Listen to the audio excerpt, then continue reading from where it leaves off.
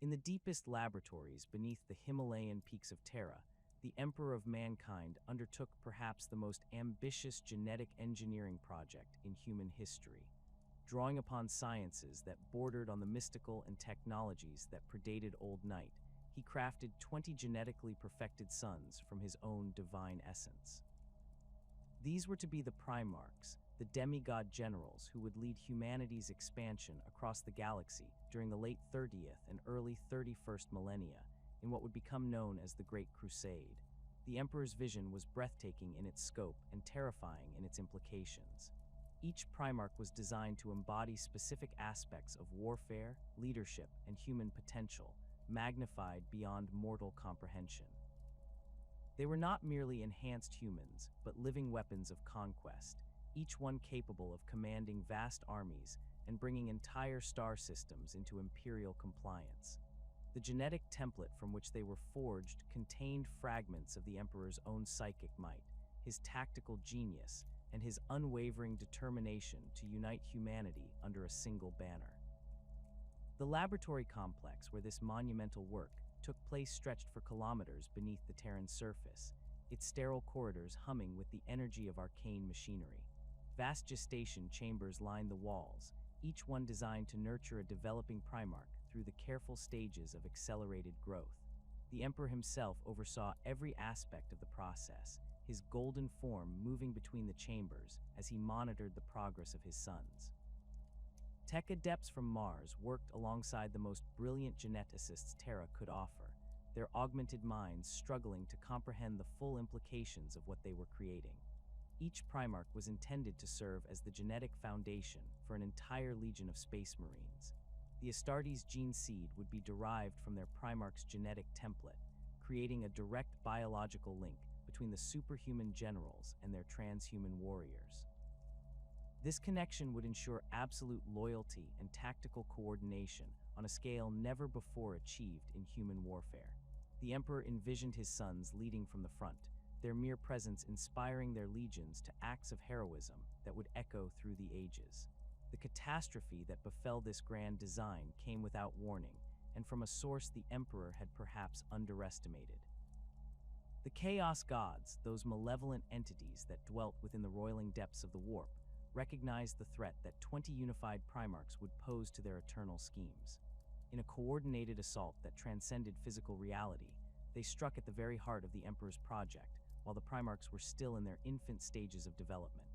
The attack manifested as a warp storm of unprecedented fury, its psychic winds tearing through the barriers between reality and the immaterium. The carefully controlled environment of the gestation chambers was shattered in moments as chaotic energies poured through dimensional rifts. The infant Primarchs, still developing within their protective cocoons, were caught in the maelstrom and scattered across the galaxy like leaves in a hurricane. Their gestation pods, designed to withstand the rigors of accelerated growth, became impromptu spacecraft as they were hurled through the warp to distant worlds. The Emperor's rage at this cosmic theft was terrible to behold. His psychic scream of fury reportedly shattered every piece of glass within 100 kilometers of the laboratory complex. The carefully orchestrated timeline of the Great Crusade was thrown into chaos, and the Emperor was forced to begin his conquest of the galaxy with only the Thunder Warriors and the nascent Space Marine legions, lacking the leadership of his intended generals. Yet the scattering was not total destruction. The Chaos Gods, in their infinite malice, had not sought to simply destroy the Primarchs, but to corrupt them, to turn the Emperor's greatest weapons against him. This required that the infant demigods survive their journeys through the warp, landing on worlds where they could grow to maturity under circumstances that might make them susceptible to the dark influences of chaos. Some worlds were chosen for their brutal environments that would forge warriors of uncompromising violence.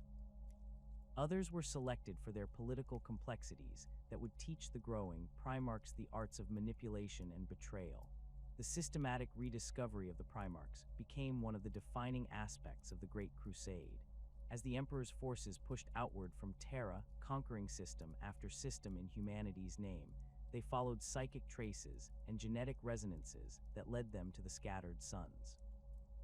Each rediscovery was a moment of triumph and trepidation, as the Emperor was reunited with his creations, while simultaneously learning how their experiences on alien worlds had shaped their personalities and capabilities. The first Primarch to be found was Horus on the world of Thonia, a mining planet where the infant had grown to become a charismatic gang leader. His reunion with the Emperor was marked by immediate recognition and acceptance, setting the template for how other discoveries would unfold. Lionel Johnson was found on the death world of Caliban, where he had become a knight protector fighting against the planet's monstrous inhabitants. Fulgrim was discovered on Chemos, where his perfectionist nature had transformed a dying industrial world into a paradise of artistic achievement. Each reunion followed a similar pattern. The Emperor would arrive in the system, his psychic presence immediately recognizable to his son, despite decades of separation. The Primarch would typically be found in a position of leadership or prominence on their adoptive world, their superhuman capabilities having inevitably elevated them above their mortal peers. The meeting between father and son was invariably emotional, though the specific nature of that emotion varied greatly depending on the Primarch's experiences and personality. Leman Russ was found on the ice world of Fenris, where he had become a legendary warrior king among the planet's feudal tribes. His reunion with the Emperor involved a drinking contest and a wrestling match, establishing a relationship built on mutual respect and shared appreciation for direct action. Rogel Dorn was discovered on the ice planet of Inwit, where his methodical nature had made him the architect of the planet's greatest fortress cities. His acceptance of the Emperor's authority was immediate and absolute, reflecting the disciplined mindset that would make him the master of siege warfare.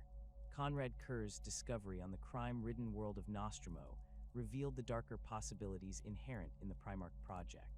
The Night Haunter, as he had become known, had used terror and violence to impose order on his world's criminal underworld. His methods were effective but brutal, foreshadowing the psychological instability that would later consume him entirely. The Emperor's reaction to finding this particular son was notably more subdued than his joy at other reunions. The process of rediscovery was not merely about locating the Primarchs, but also about integrating them into the Imperial war machine. Each found son was given command of the Space Marine Legion created from his genetic template, transforming scattered companies of warriors into cohesive fighting forces led by their genetic progenitor. The Primarchs brought with them the tactical doctrines and cultural practices of their adoptive worlds, creating distinct identities for each legion that would persist throughout the Great Crusade and beyond. Ferrus Manus was found on Medusa, where his hands had been transformed into living metal through contact with a silver dragon he had slain. His reunion with the Emperor led to the creation of the Iron Hands Legion, warriors who shared their Primarch's fascination with replacing flesh with mechanical augmentation. Vulcan was discovered on Nocturne, where his compassionate nature and skill as a smith had made him a beloved figure among the planet's population. His legion, the Salamanders, would become known for their protective instincts toward human civilians and their mastery of flame-based weaponry. The rediscovery process revealed the full scope of the Chaos God's manipulation. Some Primarchs had been placed on worlds that would enhance their loyalty to the Emperor and humanity, while others had been corrupted by environments designed to foster the very traits that would eventually lead them to betrayal. Magnus the Red was found on Prospero, where his psychic abilities had been nurtured and expanded, making him a powerful ally, but also dangerously susceptible to the temptations of forbidden knowledge. Angron was discovered on Nuceria, where his empathic abilities had been surgically removed and replaced with the Butcher's nails, cybernetic implants that drove him into perpetual rage. By the time the Great Crusade reached its zenith, 18 of the 20 Primarchs had been found and integrated into the Imperial war effort. Their combined might had conquered thousands of worlds and brought countless human populations back into the fold of a unified species. The Space Marine legions had grown to unprecedented size and effectiveness under their leadership, each one reflecting the particular strengths and characteristics of their genetic father. Yet 2 Primarchs remained forever lost to history. The 2nd and 11th legions had been created alongside their brothers, their genetic templates carefully crafted by the Emperor's own hand. Their infant forms had been scattered along with the others during the Chaos God's assault on the Terran laboratories. Unlike their 18 brothers, however, these two were never found by Imperial forces, or if they were discovered, their fate was deemed so terrible that all records of their existence were systematically purged from Imperial archives. The deliberate suppression of all records regarding the 2nd and 11th Legions represents one of the most comprehensive acts of censorship in human history. By direct Imperial decree, every mention of these two lost sons was removed from official documents, their names struck from the rolls of honor, and their very existence denied. The remaining Primarchs were forbidden from speaking of their missing brothers, a prohibition that was enforced with such severity that even the most rebellious among them dared not violate it. This systematic erasure extended to every level of Imperial society. The Space Marines who had once served in these legions were either executed, mind wiped, or redistributed among other legions, with their memories altered to remove any trace of their original allegiance. The worlds they had conquered were reassigned to other legions' records, their liberation attributed to different forces entirely. Even the gene seed repositories that would have contained samples from these Primarchs were destroyed, ensuring that no future attempt could be made to recreate what had been lost. The thoroughness of this suppression suggests that whatever fate befell the 2nd and 11th Primarchs was considered so dangerous or shameful that even acknowledging their existence posed a threat to the Imperial cause. Some whispered theories suggested that they had fallen to chaos corruption so complete that their very names had become weapons of the dark gods. Others proposed that they had committed acts of such magnitude that their punishment required the complete erasure of their legacy from human memory. The remaining Primarchs' reactions to this enforced silence varied according to their personalities and relationships with their lost brothers. Some, like Rogel Dorn, accepted the decree with stoic resignation, understanding that the Emperor's judgment was final and absolute. Others, particularly those with more questioning natures, struggled with the imposed amnesia, but ultimately submitted to their father's will. The psychological impact of losing two brothers and being forbidden to mourn them properly would contribute to the tensions that eventually erupted during the Horus Heresy. The empty spaces left by the missing Primarchs became a constant reminder of the Great Crusade's hidden tragedy. When the Primarchs gathered for councils of war or ceremonial occasions, two seats remained perpetually vacant, their absence more noticeable than any presence could have been. The numbering system of the legions preserved the memory of loss, with the 2nd and 11th positions serving as silent monuments to whatever catastrophe had befallen their occupants. The official Imperial designation system for the Space Marine legions followed a numerical sequence that reflected their order of creation in the Emperor's laboratories beneath the Himalayan peaks. Each legion bore a number from 1 through 20, corresponding to the genetic template of their Primarch progenitor.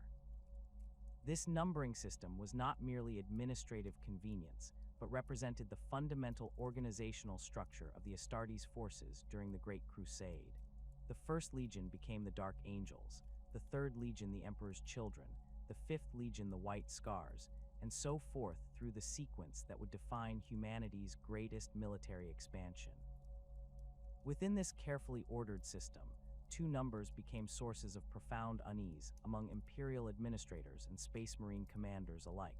The 2nd and 11th positions in the sequence were not simply vacant, but actively avoided in official documentation. Unlike the other 18 legions, whose heraldry, battle honors, and genetic lineages were meticulously recorded and celebrated, these two designations existed as deliberate absences in the Imperial record. The numbering system itself preserved their memory through omission, creating gaps that drew attention precisely because they were meant to be ignored. The retirement of these legion numbers from active service represented an unprecedented act of institutional amnesia.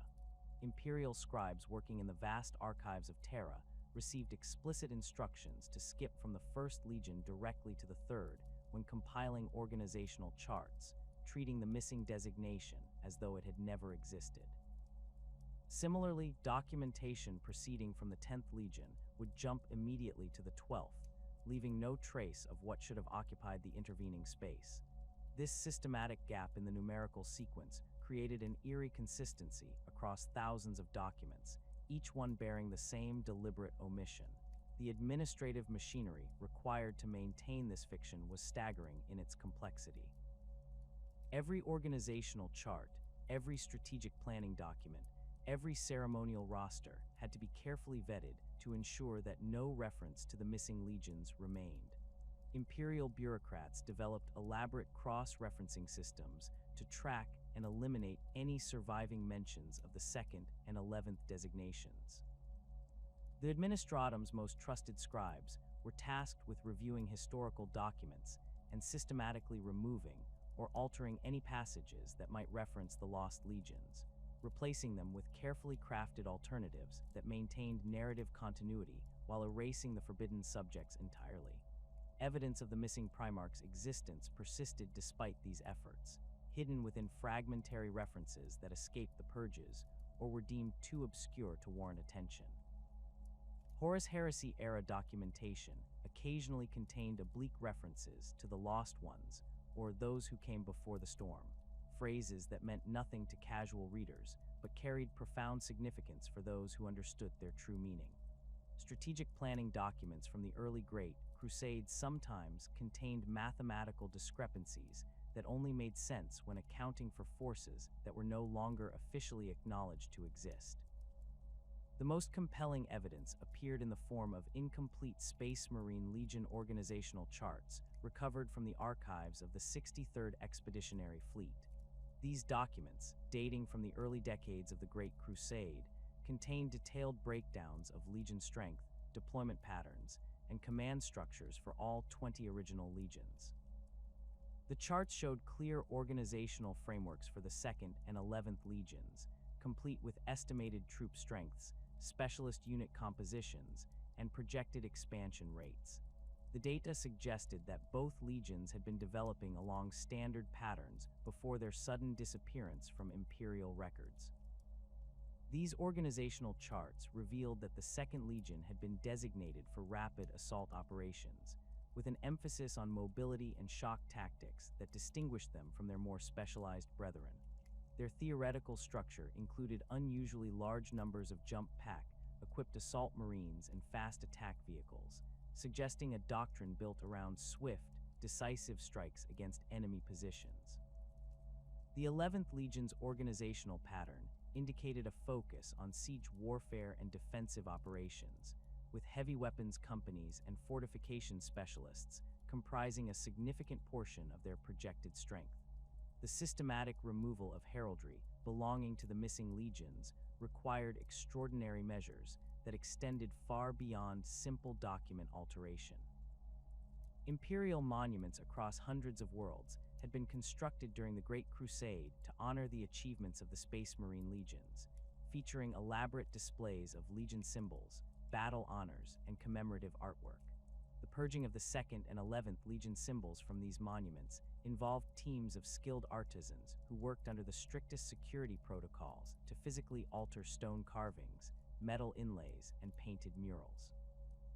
On Terra itself, the Great Triumphal Way featured massive stone pylons bearing the heraldic devices of all 20 legions, each one carved with exquisite detail by the finest craftsmen in the Imperium. The pylons representing the 2nd and 11th legions were not simply destroyed, but carefully reworked to display abstract geometric patterns that maintain the aesthetic balance of the monument while eliminating any trace of their original purpose. The skill required for this work was extraordinary, as the alterations had to appear natural and intentional rather than obvious attempts at concealment. Similar modifications were made to the Hall of Victories in the Imperial Palace, where banners and trophies from every legion's campaigns had been displayed in a vast gallery celebrating humanity's expansion across the galaxy. The sections dedicated to the 2nd and 11th legions were transformed into memorial spaces honoring unnamed heroes of the Great Crusade, their original contents replaced with generic symbols of imperial unity and conquest. The curators responsible for these changes were sworn to secrecy under pain of death, their work conducted in absolute isolation from the rest of the palace staff. The genetic legacy of the missing Primarchs presented the most complex challenge for imperial censors.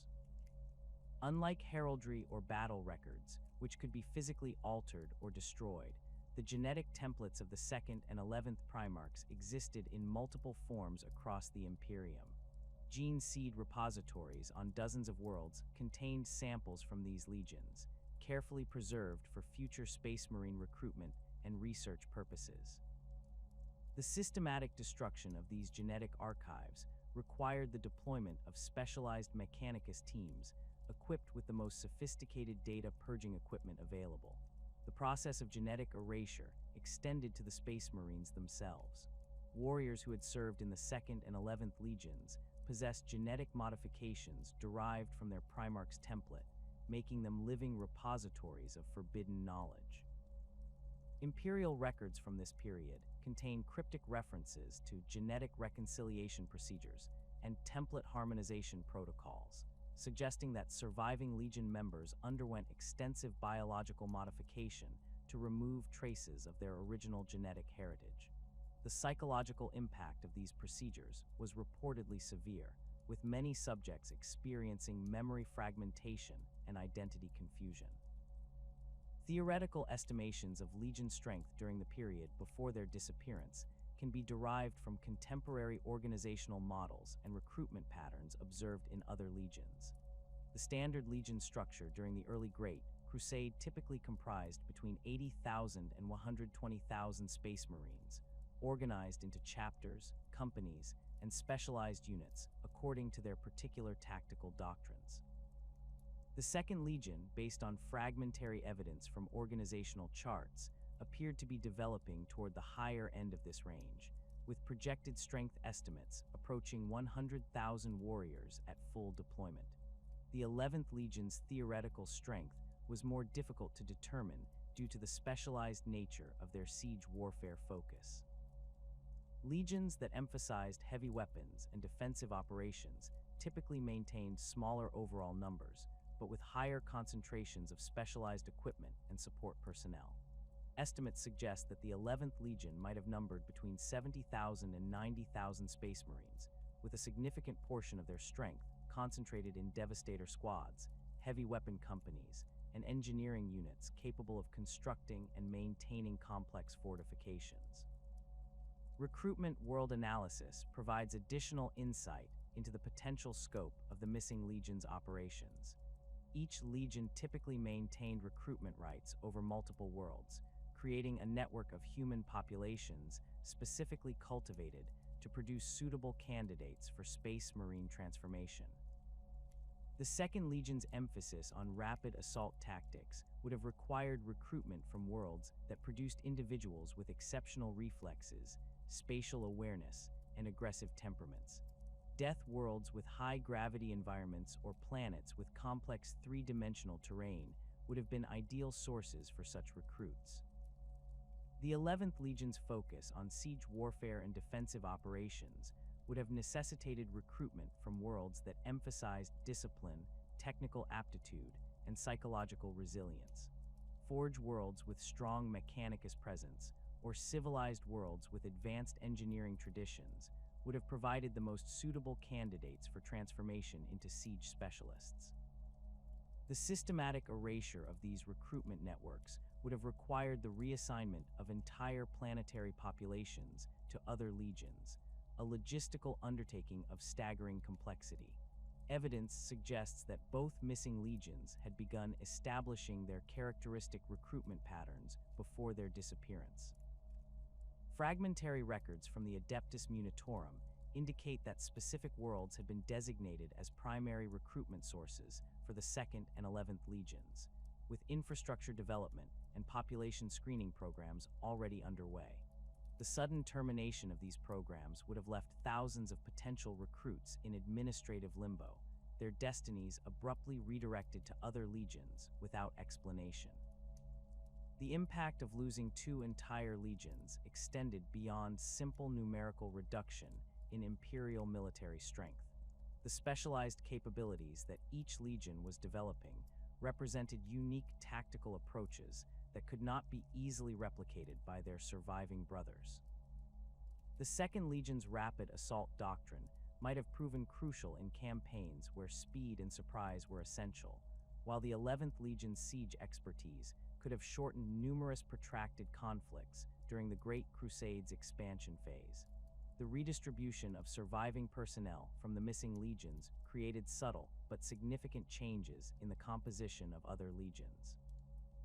Warriors with specialized training in rapid assault techniques were absorbed into legions with different tactical doctrines, potentially diluting their unique skills while introducing foreign elements into established unit cultures. Similarly, siege warfare specialists found themselves integrated into legions that might not fully appreciate or utilize their particular expertise, representing a permanent loss of institutional knowledge and capability. The psychological impact on the remaining Primarchs of losing two brothers was profound and lasting. The enforced silence surrounding the fate of the 2nd and 11th Primarchs created an atmosphere of unspoken dread that permeated every gathering of the Emperor's sons. The empty chairs at council meetings served as constant reminders that even the Emperor's most favored creations were not immune to some terrible fate that remained too dangerous to acknowledge or discuss. The Word-Bearers Legion possessed a unique relationship with forbidden knowledge that predated their fall to chaos by decades. Even during the height of the Great Crusade, when they still professed loyalty to the Emperor's vision of imperial truth, the 17th Legion maintained extensive archives of religious texts, philosophical treatises, and historical documents that other legions would have considered heretical or irrelevant. This scholarly tradition, inherited from their Primarch Lorgar's deep fascination with matters of faith and cosmic truth, positioned the Word-Bearers as inadvertent custodians of information that the Imperium sought to suppress. Lorgar Aurelian's approach to knowledge differed fundamentally from his brother's more pragmatic perspectives.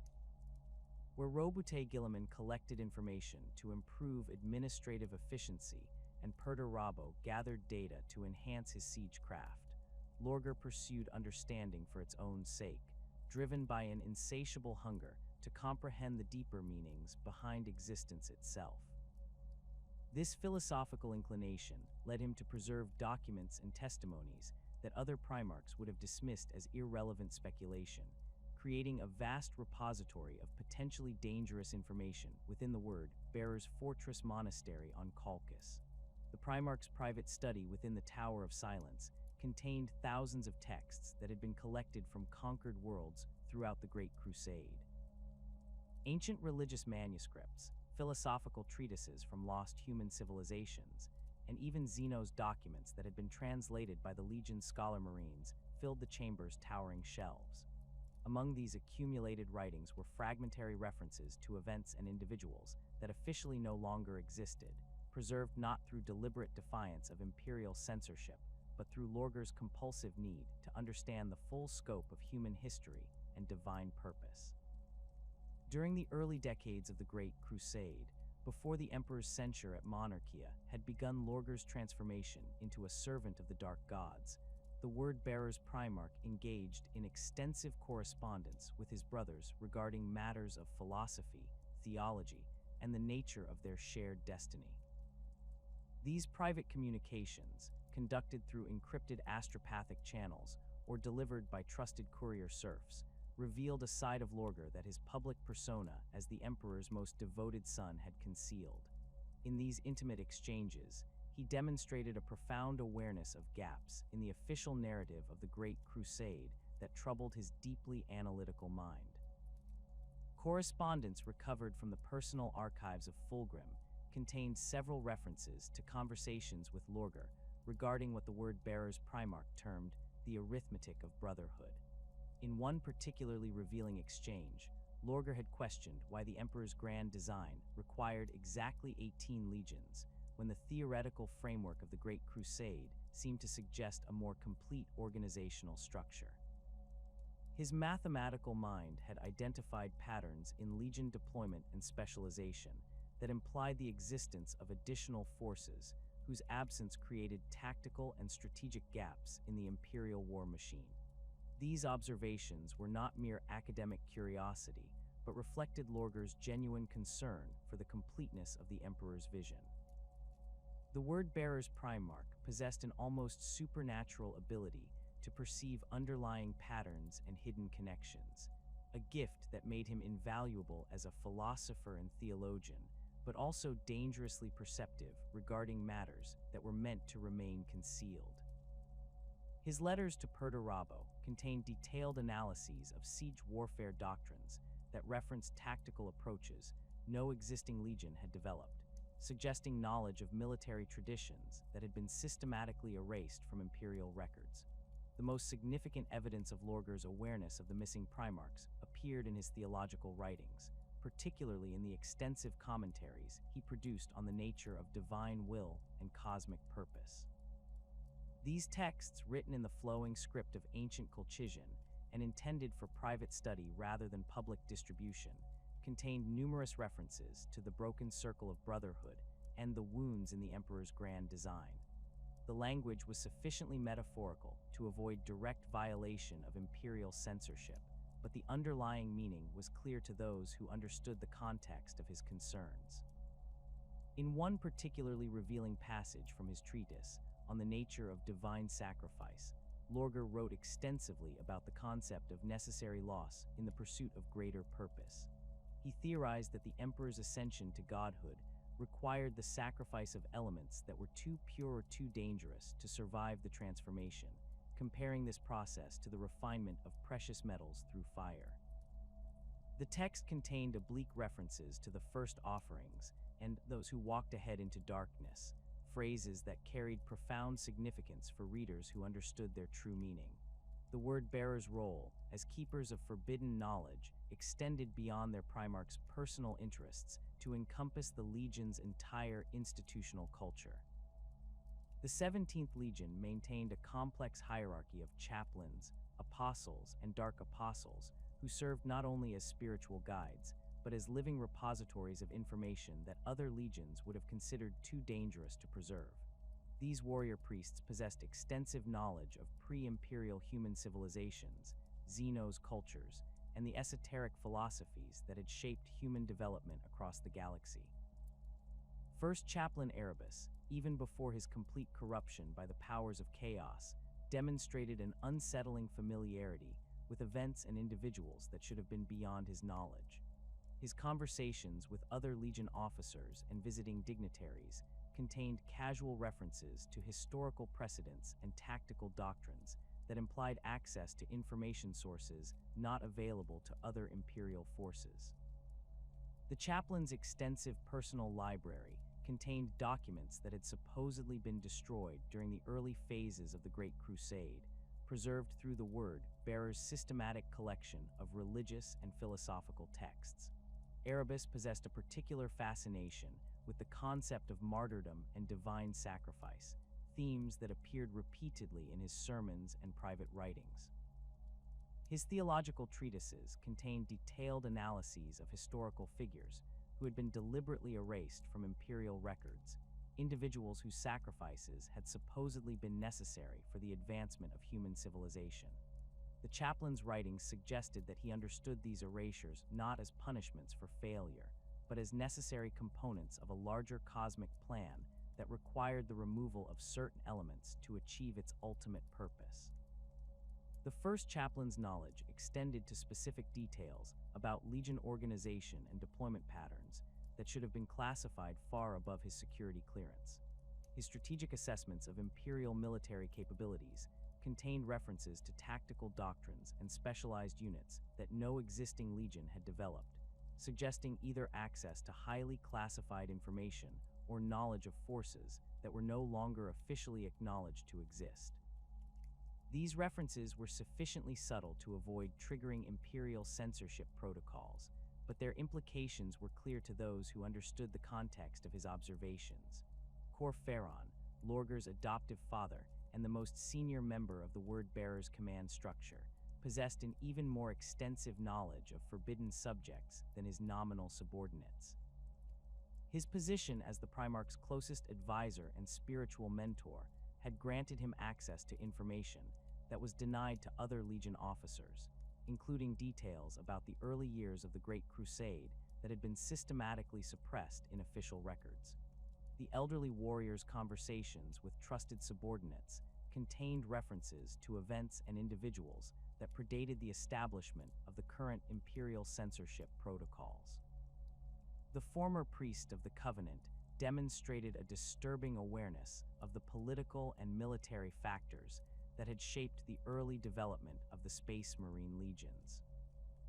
His private discussions with other Word-Bearers officers revealed knowledge of organizational changes and strategic realignments that had occurred during the first decades of the Great Crusade, modifications that officially had been attributed to natural evolution of imperial military doctrine, but which Pharaon understood to have more sinister explanations. His insights into the true nature of these changes suggested access to information sources that extended far beyond normal intelligence channels. Pharaon's theological writings contained extensive discussions of the concept of divine judgment and the necessity of removing impure elements from sacred institutions.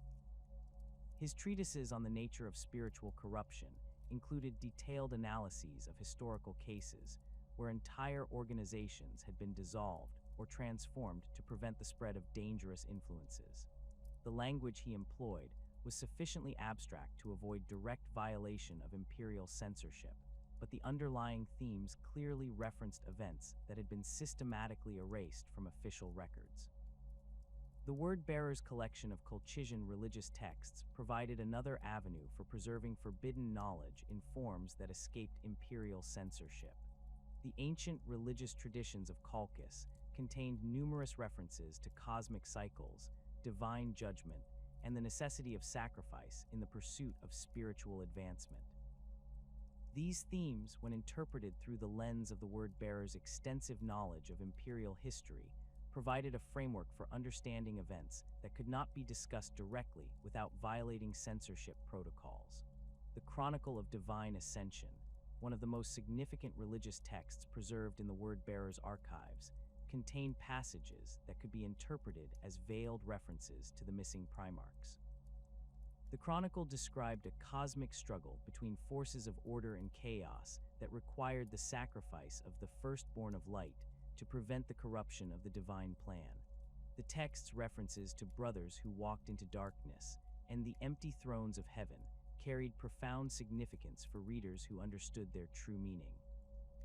Another important Colchian text, the Codex of Sacred Numbers, contained extensive discussions of the mystical significance of numerical patterns and their relationship to divine will. The Codex identified specific numbers as representing completion, perfection, and cosmic balance, while describing others as symbols of incompleteness and divine judgment. The text's treatment of the number 20 as representing perfect unity, contrasted with 18 as indicating necessary sacrifice, provided a theological framework for understanding the true scope of the Emperor's original vision.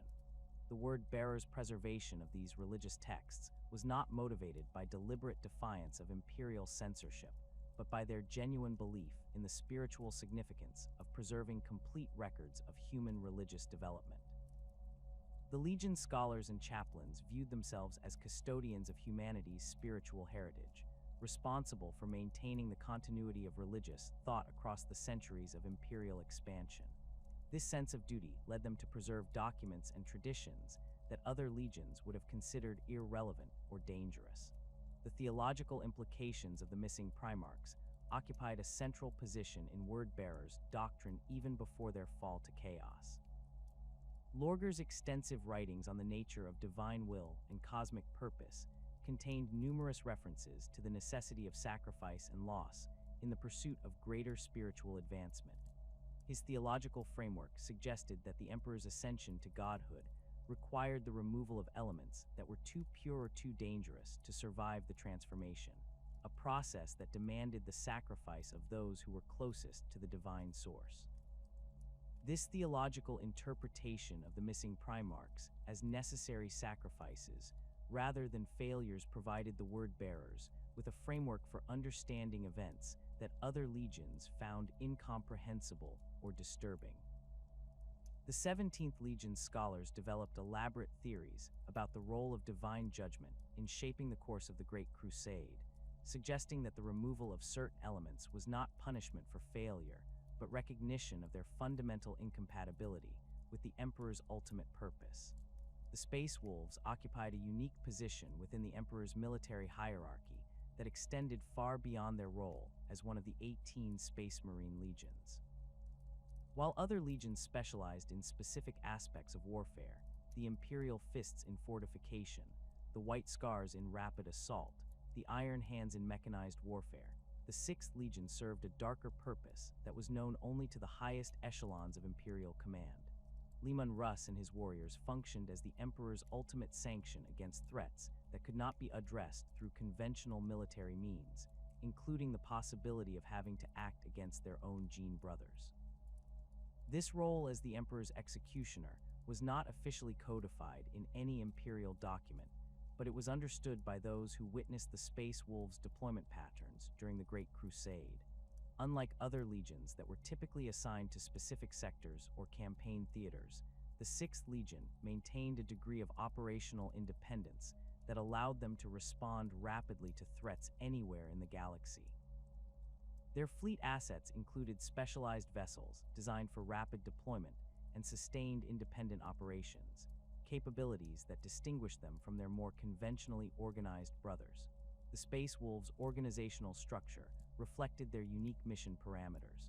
While maintaining the standard Legion hierarchy of chapters, companies, and squads, the 6th Legion also incorporated elements that were specifically designed for operations against other Astartes forces.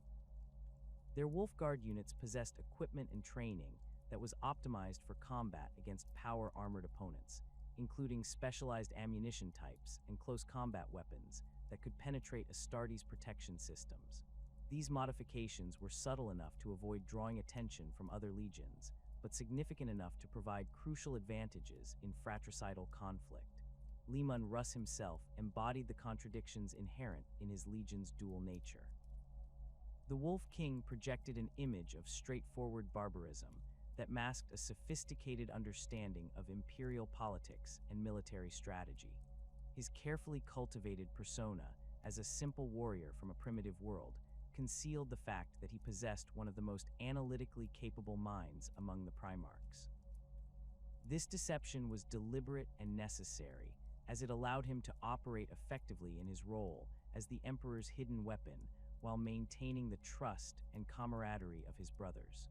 The Primarch's relationship with the Emperor differed subtly but significantly from those of his brothers. While other Primarchs received broad strategic directives and were expected to interpret them according to their own tactical preferences, Russ often received specific, detailed instructions that were delivered through secure channels unavailable to other Legion commanders. These communications frequently contained information about potential threats within the Imperial military structure, including assessments of his brother, Primarch's psychological stability, and loyalty indicators that would have been considered highly sensitive by normal standards. The Space Wolves' involvement in the censure of the Thunder Warriors during the Unification Wars had established their credentials as reliable executioners of the Emperor's will. The 6th Legion's participation in the systematic elimination of the Thunder Warrior regiments demonstrated their willingness to carry out orders that other forces might have found morally problematic. This early demonstration of absolute loyalty and operational effectiveness had marked them as suitable for similar tasks that might arise during the Great Crusade. The Legion's cultural traditions reinforced their suitability for these dark duties. Fenrisian warrior culture emphasized personal honor and loyalty to the pack above individual survival, creating a mindset that was ideally suited for operations that required absolute secrecy and unwavering commitment. The Space Wolves' emphasis on oral tradition rather than written records also made them ideal for missions that could not be documented through normal Imperial channels. Their sagas and battle songs preserved the memory of their greatest victories while carefully omitting details that might compromise operational security. The Wolf King's burden became most apparent during the period of the Great Crusade, when the 2nd and 11th Legions disappeared from Imperial records. While the exact nature of the Space Wolves' involvement in these events remained classified at the highest levels, circumstantial evidence suggested that the 6th Legion had played a crucial role in whatever fate befell their missing brothers. The timing of certain Space Wolves deployments coincided with gaps in the operational records of the Lost Legions, creating patterns that were visible only to those with access to the most sensitive Imperial intelligence. Bjorn the Fell-Handed, who would later become the oldest living Space Marine in the Imperium, possessed memories of campaigns during the Great Crusade that he guarded with extraordinary care. As one of Leman Russ's most trusted lieutenants, Bjorn had participated in operations that were never officially recorded and witnessed events that were systematically erased from Imperial history. His ancient mind contained fragments of knowledge that could have illuminated the true fate of the missing legions, but his loyalty to his Primarch and the Emperor ensured that these secrets remained buried. The future Great Wolf's careful silence regarding certain campaigns during the Great Crusade was notable for its consistency and deliberate nature. When questioned about specific time periods or operational deployments, Bjorn would deflect inquiries with references to other, more publicly acceptable missions that the Space Wolves had undertaken during the same timeframes. His responses were crafted with the skill of someone who had spent centuries practicing the art of concealment, revealing just enough information to satisfy curiosity while protecting the most sensitive details. Bjorn's memories of his Primarch during these dark periods revealed the psychological toll that the Wolf King's burden had exacted. The ancient warrior recalled instances when Leman Russ would retreat to his private chambers for days at a time, emerging with a haunted expression that suggested he had been wrestling with decisions that challenged even his iron resolve. These periods of isolation typically followed the receipt of sealed orders from Terra, communications that were delivered by the most secure astropathic channels and destroyed immediately after being read. The Space Wolves who participated in these classified operations developed their own methods for coping with the psychological impact of their actions. The Legion's emphasis on brotherhood and pack loyalty provided a support structure that helped individual warriors process the moral complexities of their duties. However, the requirement for absolute secrecy meant that these support mechanisms had to operate within carefully defined boundaries that prevented the disclosure of operational details even to other members of the Legion. The Wolf King's relationship with his brothers became increasingly complex as the Great Crusade progressed and the full scope of his duties became apparent. Leman Russ found himself in the position of maintaining normal fraternal relationships with Primarchs who might one day become targets of his Legion's specialized capabilities. This knowledge created a psychological burden that was visible to those who knew him well, manifesting as a subtle distance that he maintained even during moments of apparent camaraderie. The Primarch's famous feuds with Magnus the Red and Lionel Johnson took on additional significance when viewed through the lens of his role as the Emperor's executioner. These conflicts, which appeared to be based on personal animosity and cultural differences, may have served as cover for more systematic assessments of his brother's loyalty and stability. The Wolf King's confrontational behavior provided him with opportunities to observe his brothers under stress, gathering intelligence that could prove crucial if more drastic measures became necessary. The Space Wolves' deployment patterns during the latter stages of the Great Crusade revealed the extent to which they had been prepared for potential conflicts with other legions. The 6th Legion maintained unusually detailed intelligence files on the tactical doctrines, organizational structures, and key personnel of their brother legions. This information was gathered through seemingly casual interactions during joint operations and ceremonial occasions, creating a comprehensive database that would have been invaluable in planning operations against other Astartes forces.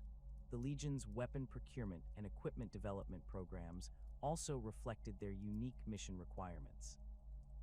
The Space Wolves maintained access to specialized ammunition types and weapon systems that were not available to other legions, including rounds designed specifically for penetrating Astartes' armor and weapons optimized for close-quarters combat in the confined spaces of starships and fortress monasteries.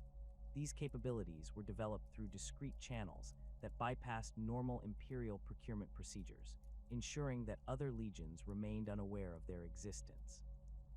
The psychological impact of potentially having to eliminate his own gene brothers created a profound internal conflict within Leman Russ that shaped his behavior throughout the Great Crusade. The Wolf King's famous loyalty to the Emperor was tested by the knowledge that his duties might require him to destroy the very bonds of brotherhood that defined his existence. This tension manifested in his increasingly protective attitude toward his own legion, as he sought to shield his warriors from the full implications of their role while preparing them for the possibility of fratricidal warfare. The Primarch's private correspondence with the Emperor during this period revealed the depth of his struggle with these responsibilities. Encrypted communications recovered from the deepest archives of the Imperial Palace contained references to Russ's concerns about the long-term psychological impact of his legion's duties on their operational effectiveness and moral cohesion. The Wolf King understood that the knowledge of what they might be called upon to do was itself a form of corruption that could undermine the very loyalty that made them suitable for such tasks. The Space Wolves' preparation for potential operations against other legions extended to the development of specialized tactics and strategies that were never officially documented. The Legion's training programs included scenarios that were ostensibly designed to improve their effectiveness against well-armed human opponents, but which bore suspicious similarities to the tactical doctrines employed by other Space Marine legions. These exercises were conducted in absolute secrecy, with participants sworn to silence about their true purpose and nature. The burden of knowledge that Leman Russ carried regarding the fate of the 2nd and 11th Legions created a permanent shadow over his relationships with his surviving brothers. The Wolf King's awareness of what had transpired and his role in those events influenced every interaction he had with other Primarchs during the remainder of the Great Crusade. His behavior became increasingly guarded and calculating, as he struggled to balance his natural inclination toward brotherhood with the knowledge that similar circumstances might arise again. The ancient memories preserved within Bjorn, the Fell-Handed's mind, contained fragments of conversations and observations that hinted at the true scope of the Space Wolves' involvement in the disappearance of the Lost Legions. The future Great Wolf had witnessed his Primarch's private moments of anguish following certain classified operations, observing the toll that these duties exacted on even the strongest of the Emperor's sons. These memories, carefully guarded and never fully disclosed, represented some of the most sensitive information in the possession of any living Imperial servant. The psychological burden that Leman Russ carried as the Emperor's executioner created ripple effects throughout the Space Wolves Legion that extended far beyond the Primarch's inner circle. The 6th Legion's unique position required not only absolute loyalty from its warriors, but also the development of institutional mechanisms that could preserve operational security while maintaining the brotherhood that defined Astartes' culture. This delicate balance manifested most clearly in the meticulous record-keeping practices that Rogel Dorn had established within the Imperial Fists, where the absence of certain information spoke more loudly than any documented evidence. The Imperial Fist's reputation for methodical documentation and systematic record-keeping made them natural repositories for information that other legions might have handled more casually. Rogel Dorn's obsessive attention to detail had created an administrative system within the 7th Legion that tracked every aspect of their operations with unprecedented precision. Supply requisitions, personnel transfers, tactical assessments, and strategic planning documents were all maintained in carefully organized archives that could be accessed and cross-referenced with remarkable efficiency. This systematic approach to information management had made the Imperial Fists invaluable partners in joint operations with other legions, as their records could provide comprehensive overviews of complex multi-legion campaigns. The Primarch of the Imperial Fists approached record-keeping with the same methodical precision that he brought to fortress construction and siege warfare. Every document was cataloged according to multiple classification systems, with cross-references that allowed rapid retrieval of information based on date, personnel involved, operational parameters, or strategic significance.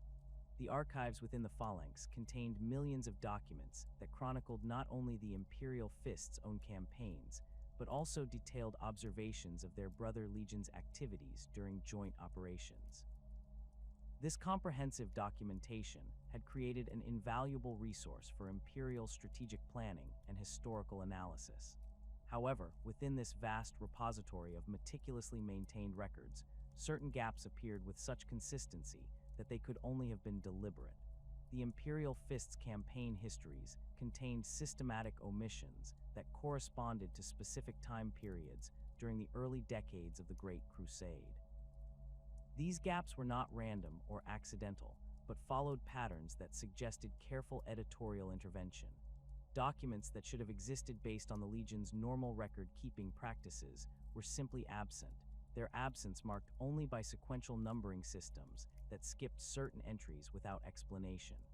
The most significant of these gaps occurred during the period when the 2nd and 11th Legions would have been most active in the Great Crusade. Imperial Fist's records from this era contained references to joint operations and strategic planning sessions that mentioned only 16 participating legions, despite the fact that the mathematical requirements of the campaigns described would have necessitated additional forces.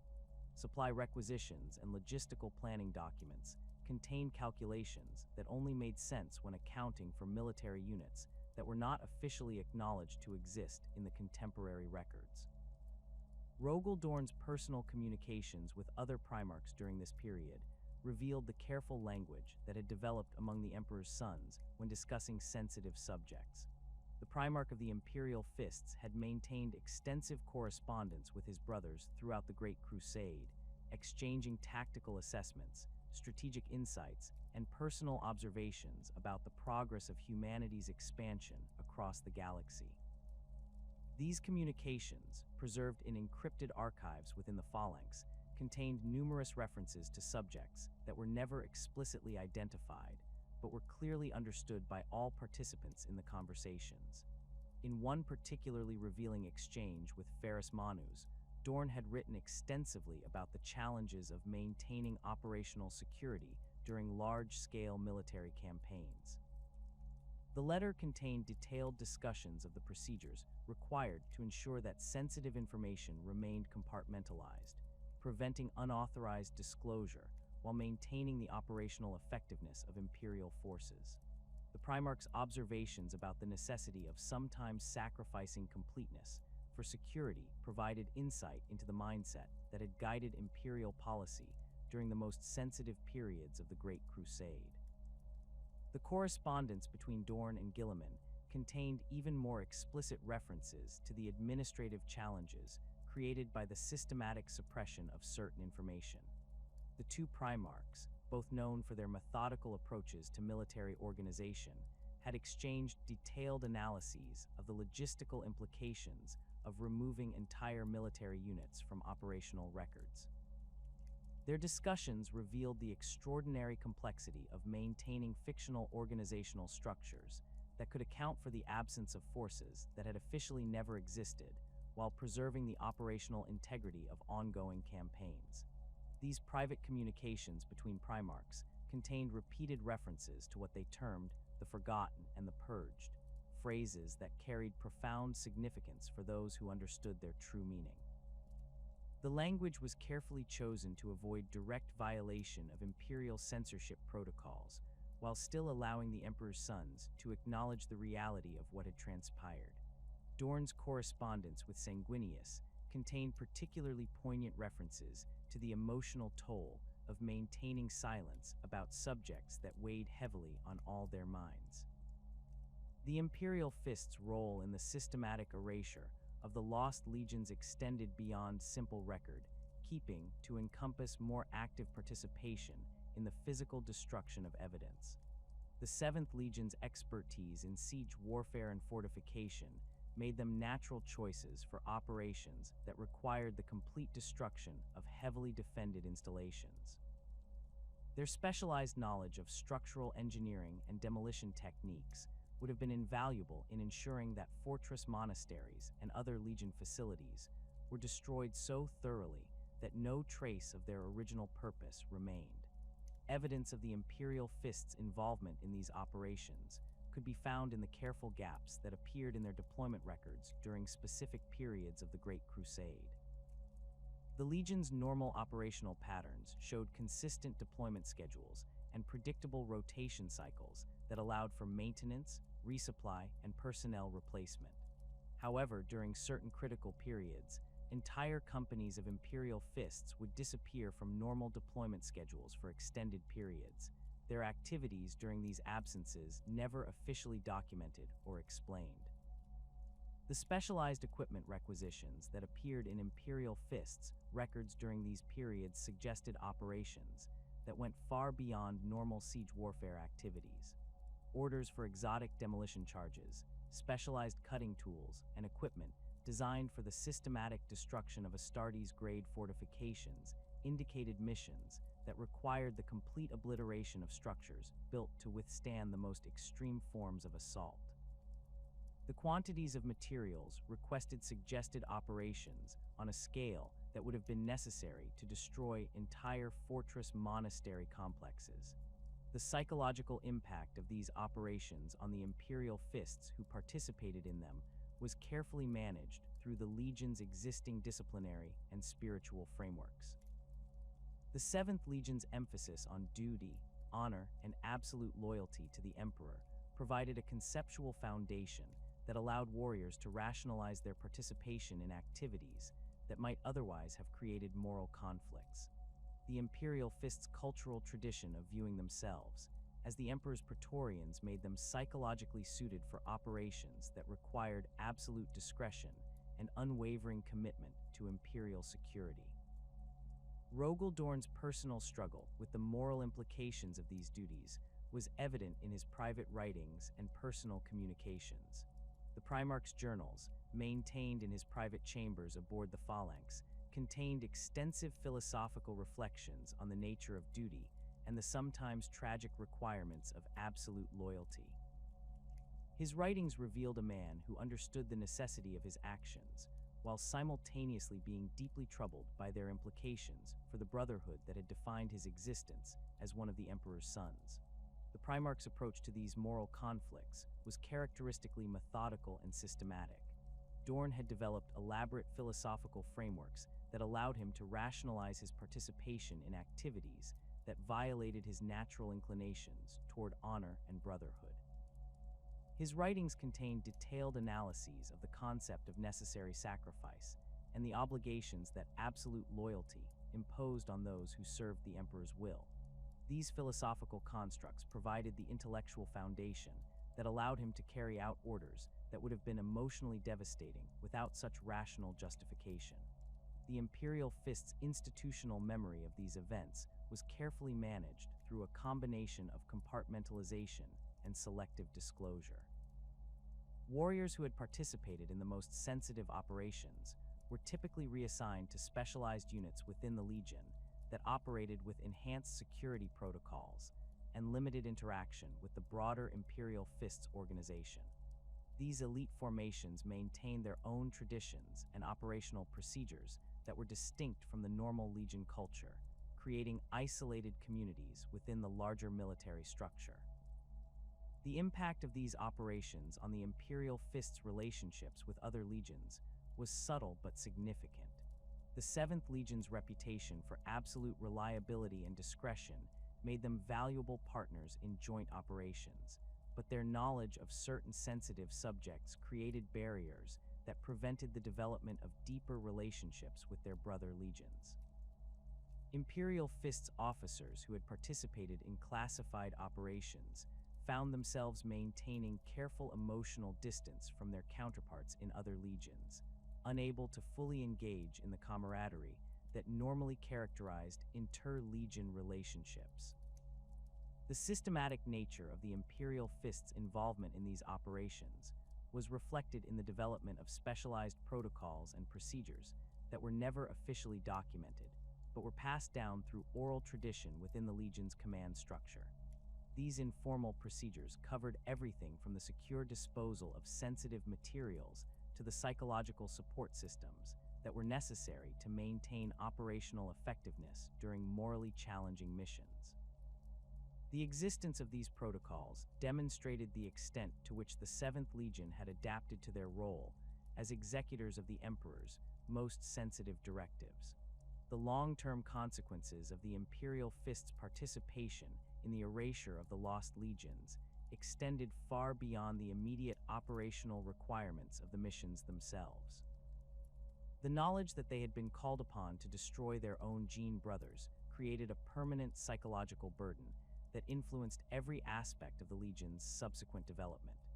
This burden manifested in the Imperial Fist's increasingly rigid adherence to duty and protocol, as they sought to create certainty and structure in a universe where even the bonds of brotherhood could be subject to termination. The careful maintenance of this institutional silence required constant vigilance and sophisticated information management systems that extended throughout the Imperial Fist's command structure. Officers at every level of the Legion hierarchy were trained to recognize and respond appropriately to inquiries about sensitive subjects, deflecting questions without creating suspicion while maintaining the operational security that had been deemed essential for Imperial stability. This training created a culture of careful speech and measured responses that became characteristic of Imperial Fist's interactions with outsiders. Rogel Dorn's acceptance of these responsibilities reflected his fundamental understanding of the Emperor's vision and the sacrifices that its implementation required. The Primarch viewed his participation in these operations not as a betrayal of his brothers, but as the ultimate expression of his loyalty to the Emperor and humanity's future. This perspective allowed him to maintain his sense of honor and purpose while carrying out duties that would have broken warriors with less absolute commitment to the Imperial cause. The 13th Legion's expansion during the latter decades of the Great Crusade presented one of the most remarkable logistical achievements in Imperial military history, yet it also raised questions that Imperial administrators preferred not to examine too closely.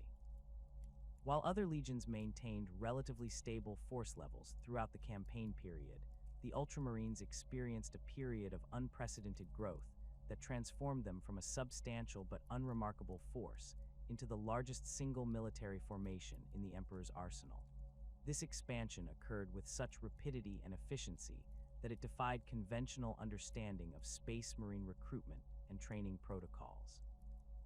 Standard Space Marine creation procedures required extensive periods for candidate selection, genetic compatibility testing, surgical implantation of gene seed organs, and the psychological conditioning necessary to transform mortal humans into transhuman warriors. The process typically consumed several years per individual recruit, with significant attrition rates at every stage of development. Even the most efficient Legion recruitment programs could produce only limited numbers of new Space Marines annually, constrained by the availability of suitable candidates and the complex medical procedures required for successful transformation. The Ultramarines' recruitment statistics during the period immediately following the disappearance of the 2nd and 11th Legions showed dramatic increases that exceeded these normal parameters by substantial margins. Imperial records indicated that the 13th Legion had somehow managed to increase their recruitment efficiency by factors that should have been impossible given the established limitations of gene seed implantation technology. The mathematical impossibility of these figures suggested alternative explanations that were never officially acknowledged or investigated. Robute Guilliman's personal involvement in the expansion process demonstrated the same methodical precision that characterized all his military endeavors. The Primarch had implemented systematic reforms to Ultramarines' recruitment protocols that supposedly optimized every aspect of the selection and training process. His innovations included enhanced screening procedures that identified suitable candidates more efficiently, improved surgical techniques that reduced implantation failure rates, and accelerated conditioning programs that shortened the overall transformation timeline without compromising the quality of the resulting warriors. The theoretical improvements that Guilliman claimed to have developed were certainly impressive from an administrative perspective, but they could not account for the sheer scale of the Ultramarines' expansion. Even with perfect efficiency in every aspect of the recruitment process, the biological limitations of gene seed cultivation and implantation created absolute constraints that could not be overcome through organizational reforms alone. The 13th Legion's growth rates suggested access to resources or methods that were not available to other legions operating under the same theoretical constraints. Ultramar's extensive network of recruitment worlds provided the most commonly cited explanation for the Legion's rapid expansion. The 13th Legion maintained recruitment rights over dozens of worlds within their home sector, creating a vast population base from which suitable candidates could be drawn. These worlds had been carefully selected and developed to produce individuals with the physical and psychological characteristics that made them ideal candidates for Space Marine transformation. The systematic cultivation of these recruitment populations represented one of the most sophisticated human resource management programs in Imperial history. The efficiency of Ultramar's recruitment infrastructure was undeniable, but it still could not fully explain the dramatic surge in Ultramarines' numbers during the critical period. Other legions maintained similar recruitment networks across multiple star systems, yet none experienced comparable growth rates. The 13th Legion's expansion occurred with such consistency and predictability that it suggested access to pre-existing pools of trained personnel, rather than the gradual development of new recruits through normal processes. The integration of these new warriors into existing Ultramarines formations proceeded with remarkable smoothness, demonstrating organizational capabilities that exceeded even Guilliman's legendary administrative skills. Newly recruited Space Marines typically required extensive additional training and cultural indoctrination before they could be effectively integrated into established units. The process of creating functional squad-level cohesion and developing the tactical instincts necessary for effective combat operations normally consumed months or years of intensive preparation. The speed with which new Ultramarines achieved operational effectiveness suggested that many of these warriors possessed prior military experience that significantly reduced their integration requirements. Veterans of other Imperial military forces would have required less extensive training in basic combat skills and tactical procedures, allowing them to focus on the specific doctrines and cultural practices that distinguished the 13th Legion from other Imperial formations.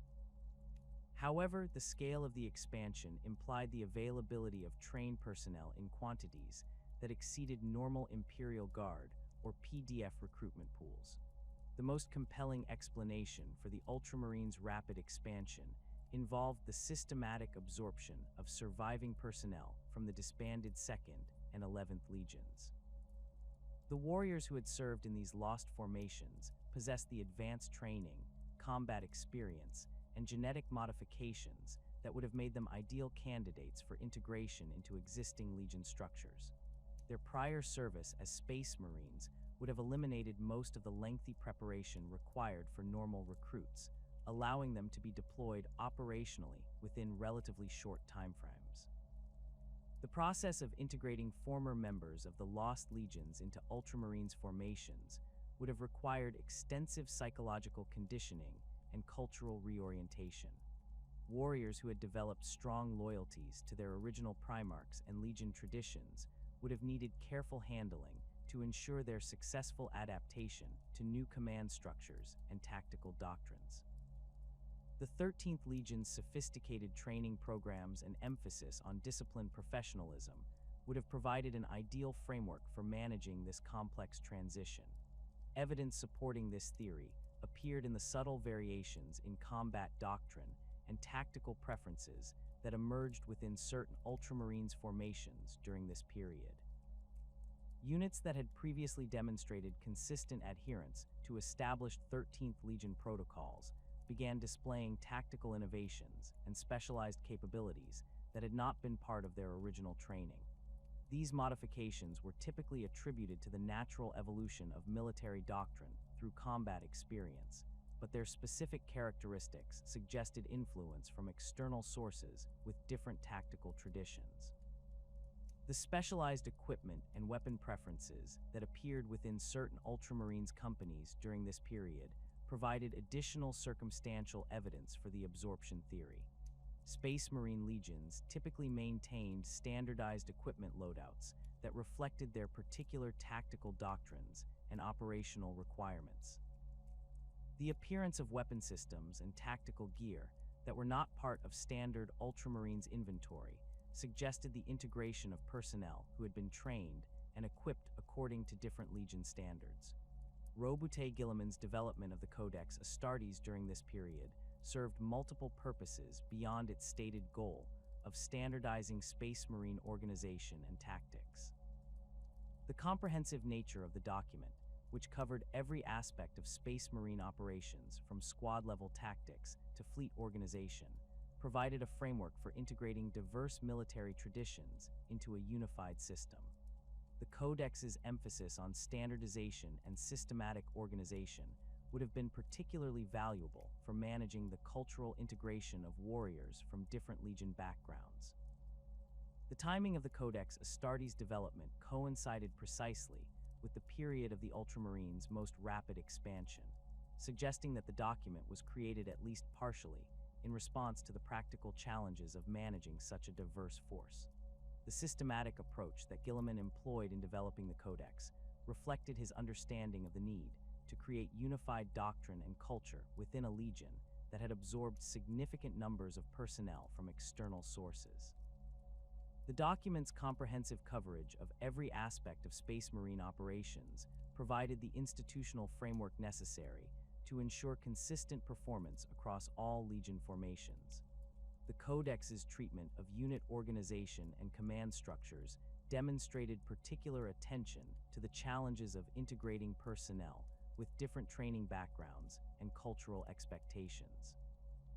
The document's emphasis on standardized procedures and systematic approaches to military operations would have been essential for ensuring that warriors from different legion traditions could function effectively within unified command structures. The detailed specifications for equipment, tactics, and organizational procedures provided clear guidelines that eliminated potential sources of confusion or conflict. The psychological aspects of the Codex Astartes were equally important for managing the integration of former members of the Lost Legions.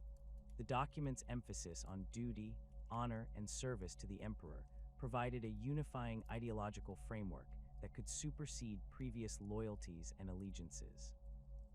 The systematic approach to indoctrination and cultural conditioning that the Codex prescribed would have been particularly valuable for ensuring that integrated personnel developed appropriate loyalty to their new legion and Primarch.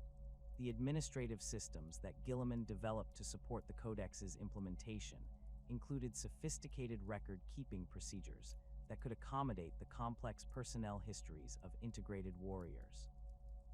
The systematic approach to documentation and file management that characterized Ultramarines' administration would have been essential for maintaining operational security while preserving the institutional knowledge that these experienced warriors brought to their new assignments. The careful balance between preserving valuable experience and maintaining security protocols reflected the complex challenges of managing such a sensitive integration process. The training programs that the Ultramarines developed during this period demonstrated remarkable sophistication in their approach to cultural integration and tactical standardization. The 13th Legion's educational systems included comprehensive courses in Ultramarines history, traditions, and tactical doctrine that were designed to ensure complete assimilation of new personnel into the Legion's institutional culture. These programs were notably more extensive than the orientation procedures that other legions employed for their new recruits, suggesting recognition of the additional challenges involved in integrating experienced warriors from different backgrounds. The success of these integration efforts was evident in the operational effectiveness that the expanded Ultramarines demonstrated during subsequent campaigns. The 13th Legion's performance during the latter stages of the Great Crusade showed no degradation in quality despite their rapid expansion, suggesting that the integration of new personnel had been managed with exceptional skill and attention to detail. The consistency of tactical performance across all Ultramarines formations indicated that the cultural and doctrinal standardization efforts had achieved their intended objectives. The geographic distribution of the Ultramarines' expansion provided additional insight into the methods employed to manage the integration process. Rather than concentrating new personnel within existing formations, the 13th Legion distributed integrated warriors across multiple companies and chapters, preventing the formation of distinct subgroups that might have maintained separate identities or loyalties. This systematic dispersal ensured that new personnel were fully immersed in established Ultramarines culture while preventing the emergence of potentially problematic factional divisions. The specialized roles that many of the integrated warriors assumed within Ultramarines formations suggested that their previous experience had been carefully evaluated and utilized. Veterans with particular expertise in siege warfare, void combat, or specialized weapon systems were typically assigned to positions where their skills could be most effectively employed. This systematic approach to personnel utilization demonstrated the sophisticated human resource management capabilities that Guilliman had developed to maximize the value of his expanded legion. The long-term consequences of the Ultramarines' expansion extended far beyond the immediate military advantages of increased numbers. The integration of personnel from the Lost Legions had introduced new perspectives and capabilities that enriched the 13th Legion's tactical repertoire and operational effectiveness. The diversity of experience and training that these warriors brought to their new assignments contributed to the Ultramarines' reputation as one of the most versatile and capable legions in the Imperial arsenal.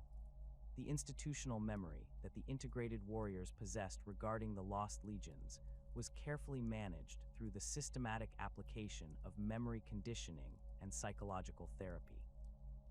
The techniques employed to ensure that sensitive information remained secure while preserving valuable tactical knowledge demonstrated the sophisticated medical and psychological capabilities that the Ultramarines had developed.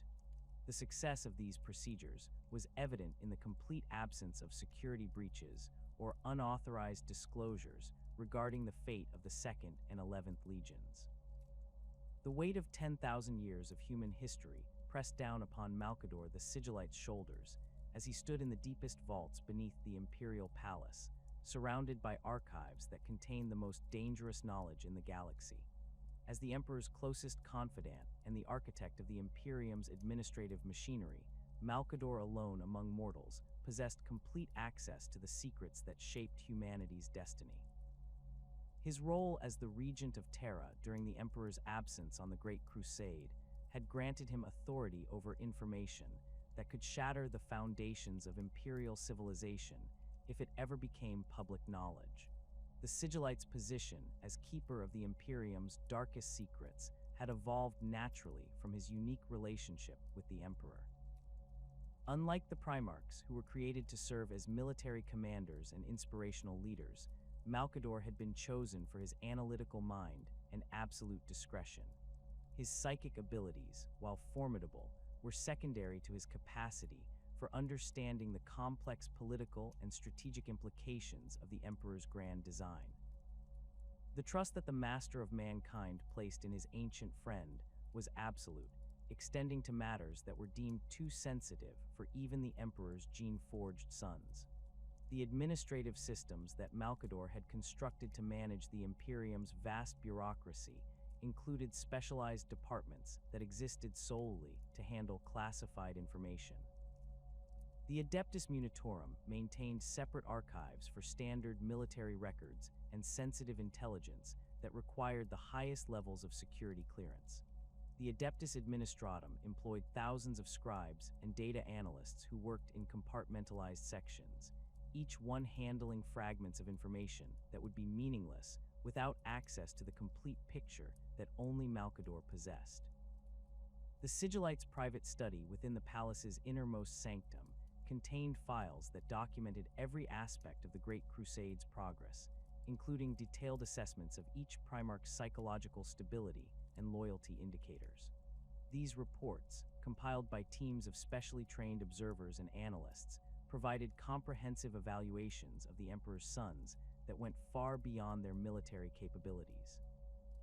Malkador's files contained psychological profiles that analyzed each Primarch's potential vulnerabilities, emotional triggers, and the likelihood of future betrayal or corruption. The burden of maintaining such extensive surveillance networks while preserving the trust and cooperation of the Primarchs created constant tension within Malkador's daily responsibilities. The Sigillite understood that the Emperor's sons were not merely military assets, but individuals with complex personalities and emotional needs that required careful management.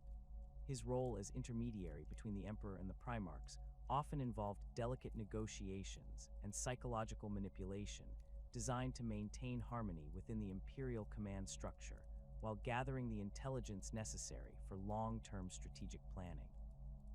The most challenging aspect of Malkador's duties involved the systematic suppression of information regarding the 2nd and 11th Legions.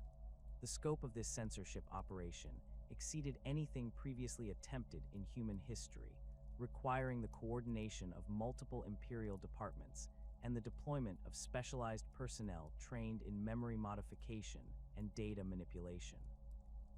The Sigillite personally oversaw every aspect of this massive undertaking, ensuring that no trace of the Lost Legions remained in official records while managing the psychological impact on those who had been involved in their erasure.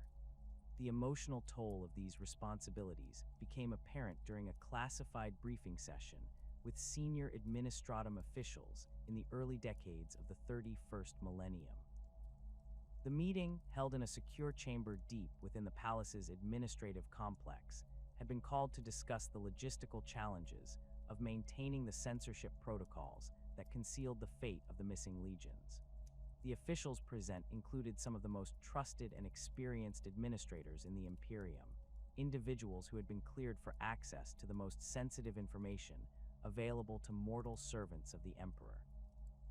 As the discussion progressed through routine matters of record-keeping and data management, one of the senior scribes raised a question about the mathematical inconsistencies that appeared in certain strategic planning documents.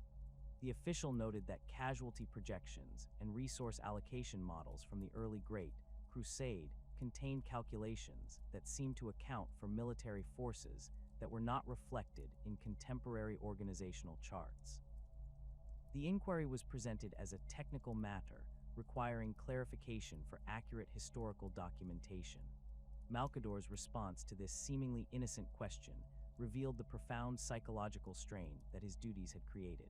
The Sigillite's normally composed demeanor cracked as he struggled to formulate an appropriate response that would satisfy the administrative requirements without violating the security protocols that govern discussion of the Lost Legions.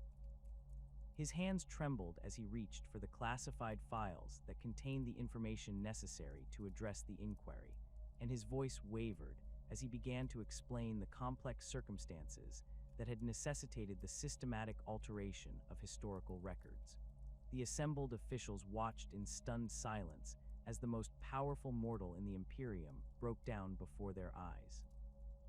Malkador's carefully maintained facade of omniscient control dissolved as he described the burden of maintaining secrets that challenged his fundamental beliefs about truth and historical accuracy.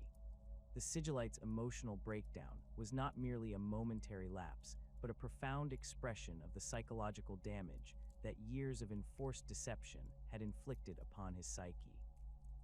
The techniques that Malkador employed to erase memories of the 2nd and 11th Legions from Imperial consciousness represented the most sophisticated application of psychic manipulation ever attempted on such a massive scale. The process required not only the identification and modification of specific memories, but also the careful reconstruction of alternative recollections that could fill the gaps left by the removed information. The Sigillite's psychic abilities allowed him to work directly with the neural pathways that stored memory, making precise alterations that would be undetectable to the subjects themselves. The memory modification procedures developed by Malkador involved multiple stages of psychic intervention, each one designed to address different aspects of the target's recollections. The initial phase focused on the identification and isolation of specific memories related to the lost legions, using psychic scanning techniques to locate the neural patterns that corresponded to these experiences. The second phase involved the careful extraction of these memories, removing them from the subject's consciousness while preserving the surrounding context that gave meaning to their other recollections. The most challenging aspect of the memory modification process was the creation of replacement memories that could seamlessly integrate with the subject's existing recollections. These artificial memories had to be constructed with extraordinary attention to detail, incorporating elements from the subject's actual experiences while eliminating any reference to the forbidden information. The process required Malcador to essentially rewrite portions of the subject's personal history, creating new narratives that maintained psychological continuity while serving the security requirements of the censorship operation. The scale of the memory modification program required the development of specialized psychic techniques that could be applied to large groups of individuals simultaneously. Malcador created psychic resonance fields that could affect hundreds of subjects at once, using his own consciousness as a template for the modifications that needed to be made. These mass memory alterations were typically conducted during large gatherings or ceremonial events, when the target population could be assembled in a single location without arousing suspicion. The physical and psychological toll of maintaining such massive psychic suppressions placed enormous strain on Malcador's already formidable but aging abilities. Each memory modification session required the sigillite to extend his consciousness across multiple subjects while maintaining precise control over the alterations being made. The process was exhausting even for someone of Malcador's exceptional psychic strength, and the cumulative effect of years of such operations had begun to show in his increasingly frail physical condition. The sigillite's use of psychic enhancement techniques to maintain his capabilities, despite the mounting strain, demonstrated both his dedication to his duties and the desperate nature of his situation.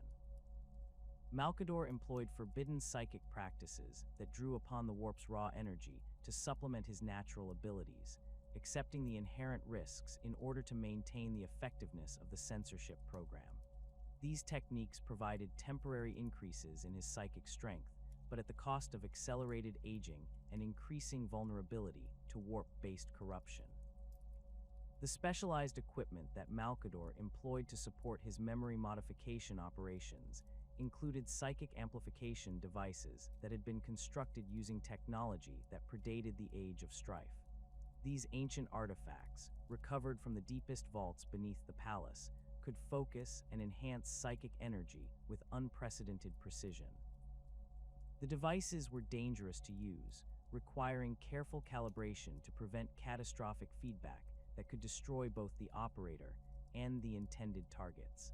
The psychic resonance chambers that Malcador had constructed within the palace's deepest levels served as focal points for the most complex memory modification operations. These chambers were lined with psychically conductive materials that could amplify and direct the sigillite's mental energies, creating controlled environments where large-scale alterations could be performed with maximum efficiency. The chambers were shielded against psychic detection and protected by multiple layers of security to prevent unauthorized access to their sensitive functions. The administrative support structure that Malcador had created to manage the memory modification program included teams of specially trained psychic adepts who could assist with the more routine aspects of the operation. These individuals, recruited from the most promising candidates identified by the nascent Scholastica Psychona, possessed the mental discipline and psychic sensitivity necessary to support the sigillite's work without compromising operational security. Their training included extensive conditioning to ensure absolute loyalty and the ability to resist psychic interrogation if they were ever captured or compromised. The coordination required to ensure that memory modifications were applied consistently across the vast expanse of the Imperium presented logistical challenges that tested even Malkador's legendary organizational capabilities.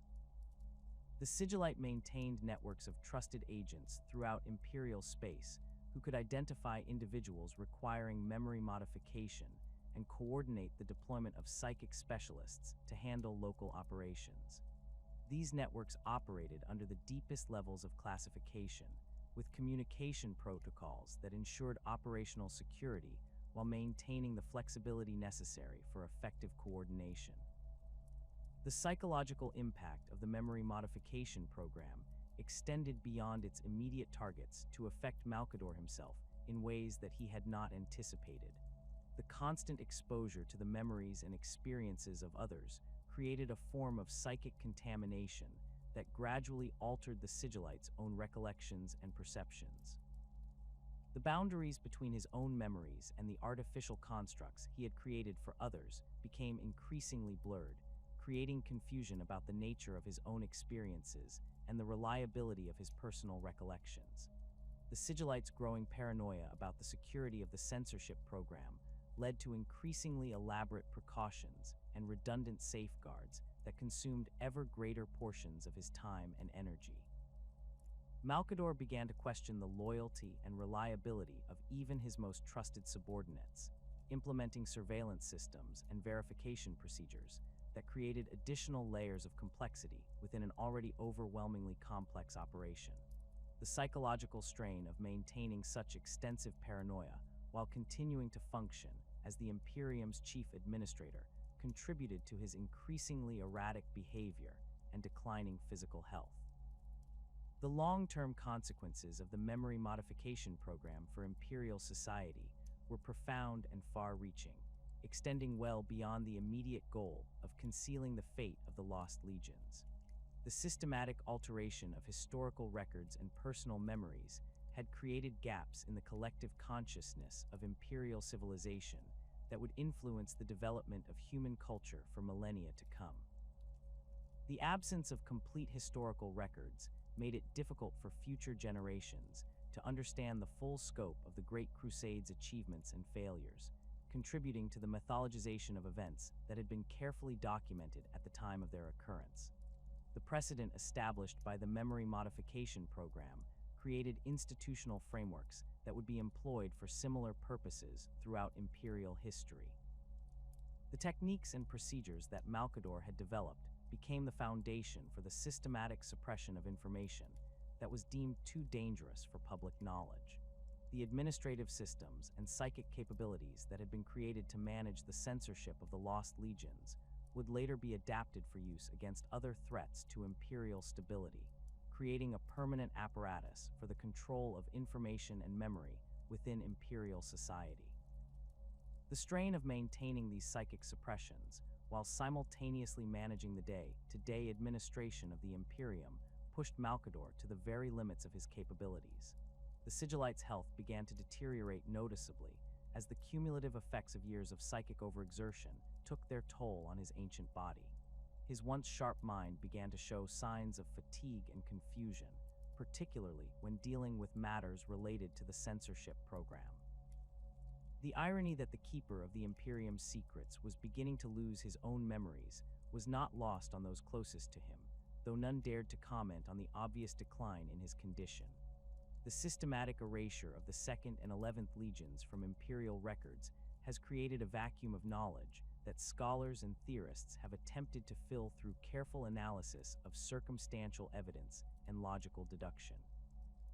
The very thoroughness of their removal from history suggests that whatever fate befell these lost sons of the Emperor was deemed so catastrophic that even acknowledging their existence posed an unacceptable risk to Imperial stability.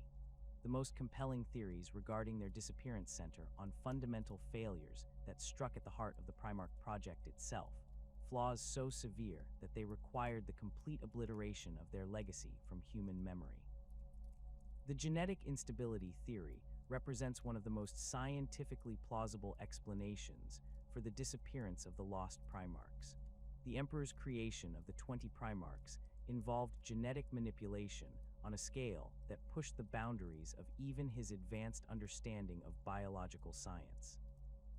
Each Primarch was designed to embody specific aspects of human potential, magnified to superhuman levels through the incorporation of the Emperor's own genetic material and psychic essence.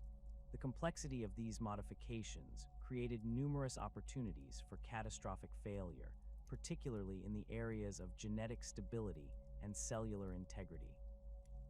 The accelerated growth and development that characterized Primarch physiology placed enormous strain on their cellular structures and organ systems. Unlike normal human development, which occurs over decades and allows for gradual adaptation to biological changes, the Primarchs experienced rapid maturation that compressed normal developmental processes into a fraction of their usual timeframe. This acceleration created conditions where genetic defects or instabilities that might have been manageable in normal human development could manifest as catastrophic failures in the Primarch template. The incorporation of psychic elements into the Primarch genetic structure added another layer of complexity that could have resulted in unforeseen complications. The Emperor's psychic abilities were woven into the very fabric of each Primarch's genetic code, creating hybrid organisms that existed simultaneously in both physical and psychic dimensions. The interaction between these two aspects of their nature created potential failure points where psychic instabilities could manifest as physical deformities, or where genetic flaws could compromise their psychic capabilities. Evidence for genetic instability in the Lost Primarchs can be inferred from the careful monitoring and medical protocols that were established for their surviving brothers. The extensive medical facilities maintained within each legion's fortress monastery included specialized equipment for monitoring genetic stability and detecting early signs of cellular degeneration. The presence of these monitoring systems suggests that the Emperor and his medical staff were aware of the potential for genetic failure and had implemented safeguards to detect and address such problems before they became critical. The gene seed derived from the Lost Primarchs would have carried any genetic instabilities present in their progenitors, potentially creating cascading failures throughout their respective legions. Space Marines created from unstable gene seed would have exhibited increasing rates of implant rejection, organ failure, and cellular degeneration, as the flaws in their genetic template became more pronounced over time. The systematic nature of such failures would have made it impossible to maintain effective fighting forces, ultimately requiring the dissolution of the affected legions. The theoretical progression of genetic instability within the Lost Legions would have followed predictable patterns based on the known characteristics of gene seed degradation. Initial symptoms would have included increased rates of implant failure during the Space Marine creation process, followed by the development of physical deformities and organ dysfunction in existing warriors. Advanced stages of genetic breakdown would have resulted in complete cellular collapse, creating conditions where affected Space Marines would have been unable to maintain basic biological functions. The psychological impact of witnessing such genetic deterioration would have been devastating for the affected legions and their Primarchs. The gradual transformation of elite warriors into grotesque parodies of their former selves would have created morale problems that extended far beyond the immediate military implications. The knowledge that their genetic heritage was fundamentally flawed would have undermined the confidence and effectiveness of surviving Legion members, potentially leading to complete organizational collapse even before the physical effects became universal.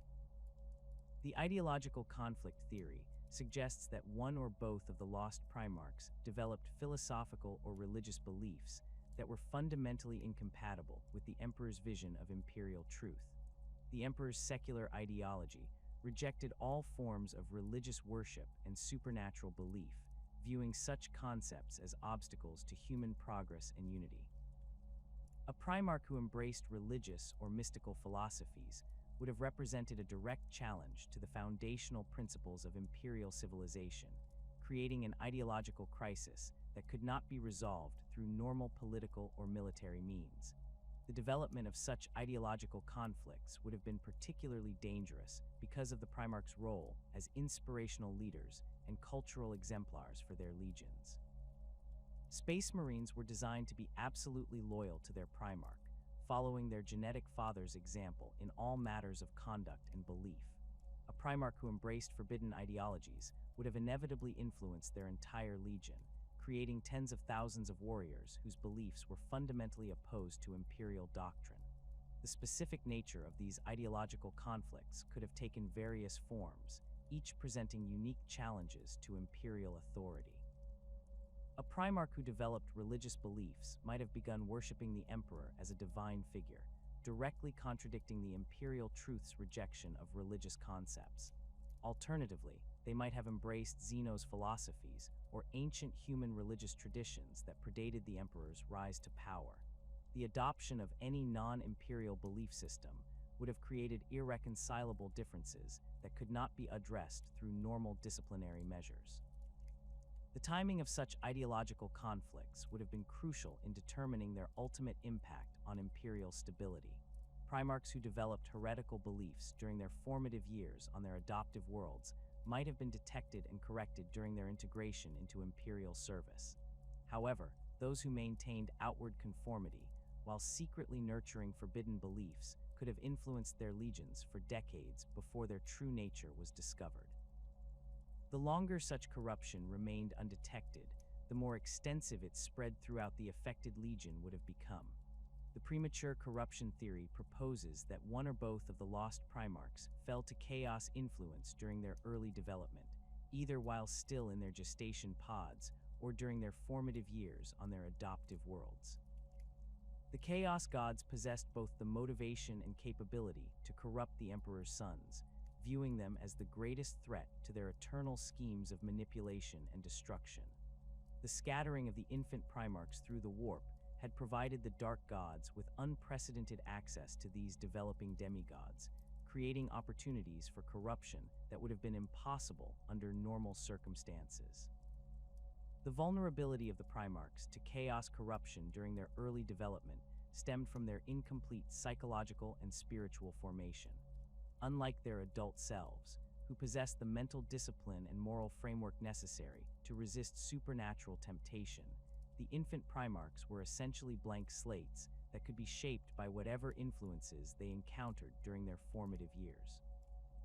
Chaos corruption introduced during this critical period would have become integral to their fundamental nature, making it virtually impossible to detect or correct through normal means. The manifestation of early chaos corruption would have varied depending on which of the Dark Gods had claimed influence over the affected Primarch. Corruption by Khorne might have resulted in uncontrollable rage and bloodlust that exceeded even the acceptable levels of aggression expected from Space Marine commanders. Tzeentch's influence could have manifested as an obsession with forbidden knowledge and sorcerous practices that violated Imperial prohibitions against psychic manipulation. Nurgle's corruption might have appeared as a fascination with decay and disease that conflicted with the Emperor's vision of human perfection. The detection of such corruption would have required careful observation over extended periods, as the affected Primarchs would have learned to conceal their true nature to avoid Imperial censure. The gradual revelation of their corruption would have created increasingly serious problems as their influence spread throughout their respective legions. Space Marines exposed to corrupted leadership would have begun exhibiting similar symptoms, creating expanding circles of contamination that threatened to compromise entire military formations. The Xenos influence theory suggests that one or both of the Lost Primarchs encountered alien civilizations during their formative years that fundamentally altered their development and worldview. The galaxy contained numerous Xeno species with advanced psychological manipulation capabilities, including races that could influence human development through subtle mental conditioning or biological modification. A Primarch exposed to such influences during their critical developmental period might have been transformed into something that retained human appearance while serving alien interests. The specific nature of Xeno's influence would have varied depending on which alien species had encountered the developing Primarch. Eldar manipulation might have resulted in a Primarch who possessed enhanced psychic abilities, but whose loyalty was compromised by alien psychological conditioning. Orc influence could have created a Primarch whose approach to warfare was fundamentally incompatible with Imperial military doctrine. More exotic Xeno species might have introduced biological or psychological modifications that made the affected Primarch unsuitable for integration into Imperial service. The rebellion theory proposes that one or both of the Lost Primarchs actively opposed the Emperor's authority, either through direct military action or through the systematic subversion of Imperial institutions. Unlike the ideological conflicts that might have been resolved through negotiation or re-education, active rebellion would have required immediate and decisive military response. The scale of such conflicts would have been unprecedented, pitting Space Marine against Space Marine in fratricidal warfare that foreshadowed the later Horus Heresy. The causes of such rebellion could have been numerous and complex, ranging from personal grievances against the Emperor's leadership to fundamental disagreements about the direction of the Great Crusade. A Primarch who believed that the Emperor's methods were too harsh, or that humanity's expansion should follow different principles, might have felt compelled to oppose Imperial policy through direct action. The absolute nature of Space Marine loyalty would have made it impossible for such conflicts to remain limited to political disagreement, inevitably escalating to open warfare. The military implications of Primarch rebellion would have been catastrophic for Imperial forces. The affected legions would have possessed all the equipment, training, and tactical knowledge of their loyal counterparts, creating conflicts where both sides were evenly matched in terms of military capability. The psychological impact of fighting against former brothers would have been devastating for all participants, potentially creating long-term trauma that affected Imperial military effectiveness for generations. The precedent established by early Primarch rebellion would have influenced the Emperor's approach to managing his remaining sons, creating the surveillance and control mechanisms that would later prove crucial during the Horus Heresy. The knowledge that even his most trusted creations could turn against him would have fundamentally altered the Emperor's relationship with the surviving Primarchs, introducing elements of suspicion and control that had not been present in the original design of the Great Crusade. The combination of these theoretical failures suggests that the Lost Primarchs may have suffered from multiple simultaneous problems that created cascading crises requiring immediate and decisive action. Genetic instability combined with ideological corruption could have created situations where the affected Primarchs were both physically deteriorating and spreading dangerous beliefs throughout their legions. The intersection of these various failure modes would have created emergencies that exceeded the scope of normal Imperial crisis management procedures. The systematic nature of the response to these failures demonstrates the Emperor's recognition that certain problems could not be solved through conventional means. The complete erasure of the lost legions from Imperial records suggests that their fate was deemed so dangerous that even acknowledging their existence posed an unacceptable risk to Imperial stability. This level of censorship could only have been justified by failures that threatened the fundamental foundations of Imperial civilization itself. The Rangdan genocides represent one of the most catastrophic and deliberately obscured conflicts of the Great Crusade, a series of campaigns so devastating that they nearly brought humanity's expansion to a complete halt. These wars, fought against an alien species whose very nature was deemed too dangerous to record in detail, consumed vast Imperial resources, and resulted in casualties that dwarfed most other conflicts of the era. The systematic suppression of information regarding these campaigns has created gaps in Imperial historical records that rival even the censorship surrounding the Lost Primarchs, suggesting connections between these two great mysteries of the 30th millennium. The Rangdan themselves represented a form of Xeno's threat that challenged fundamental assumptions about the nature of alien life and the security of human civilization. Unlike the more comprehensible threats posed by Orc empires or Eldar craftworlds, the Rangdan appeared to possess capabilities that transcended normal understanding of biological and technological development.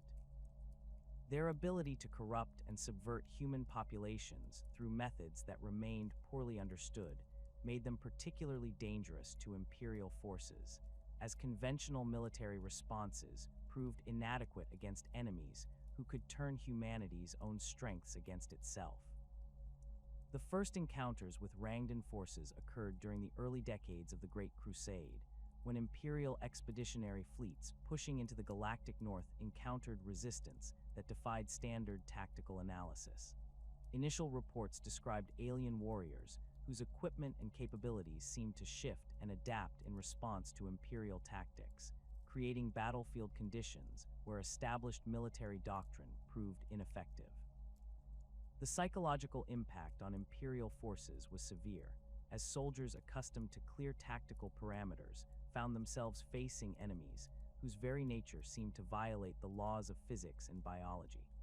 The Dark Angels bore the brunt of the initial Rangdan encounters, their position as the First Legion making them the natural choice for spearheading humanity's expansion into the most dangerous sectors of the galaxy. Lyon L. Johnson's tactical genius and his Legion's disciplined approach to warfare made them ideally suited for conflicts that required both military excellence and absolute discretion. The Dark Angels' secretive nature, already established through their origins on Caliban, and their Primarchs' reserved personality, provided the perfect cover for operations that required the highest levels of operational security. The losses sustained by the Dark Angels during the Rangdan genocides were catastrophic by any measure, reducing one of the largest and most capable legions to a fraction of its original strength. Entire chapters of Dark Angels were lost during these campaigns, their gene seed and battle honors disappearing into the void of censored history. The First Legion's recruitment worlds were stripped of their populations, as the demand for replacement warriors exceeded even their considerable capacity for producing new Space Marines. The psychological impact on surviving Dark Angels was profound, creating a culture of secrecy and paranoia that would define the Legion for millennia to come. The tactical challenges presented by Rangdan forces required the development of specialized equipment and combat doctrines that pushed Imperial military technology to its absolute limits. The Mechanicum's forges worked around the clock to produce weapons and defensive systems capable of countering alien technologies that seemed to operate according to principles that human science could barely comprehend. The resource allocation required for these development programs was enormous, diverting materials and personnel from other Great Crusade objectives and creating supply shortages that affected Imperial operations across multiple sectors. The Emperor's personal involvement in the Rangdan genocides marked one of the few occasions during the Great Crusade when the Master of Mankind felt compelled to take direct command of military operations. His presence on the battlefield demonstrated the severity of the threat posed by the Rangdan, as the Emperor typically delegated tactical command to his Primarchs while focusing on the broader strategic objectives of human expansion. The psychic energies that the Emperor unleashed during these campaigns were reportedly visible from orbit, creating phenomena that required careful explanation to prevent panic among Imperial forces. The specialized nature of anti-Rangdan operations required the deployment of forces and equipment that were not available to standard Imperial military units.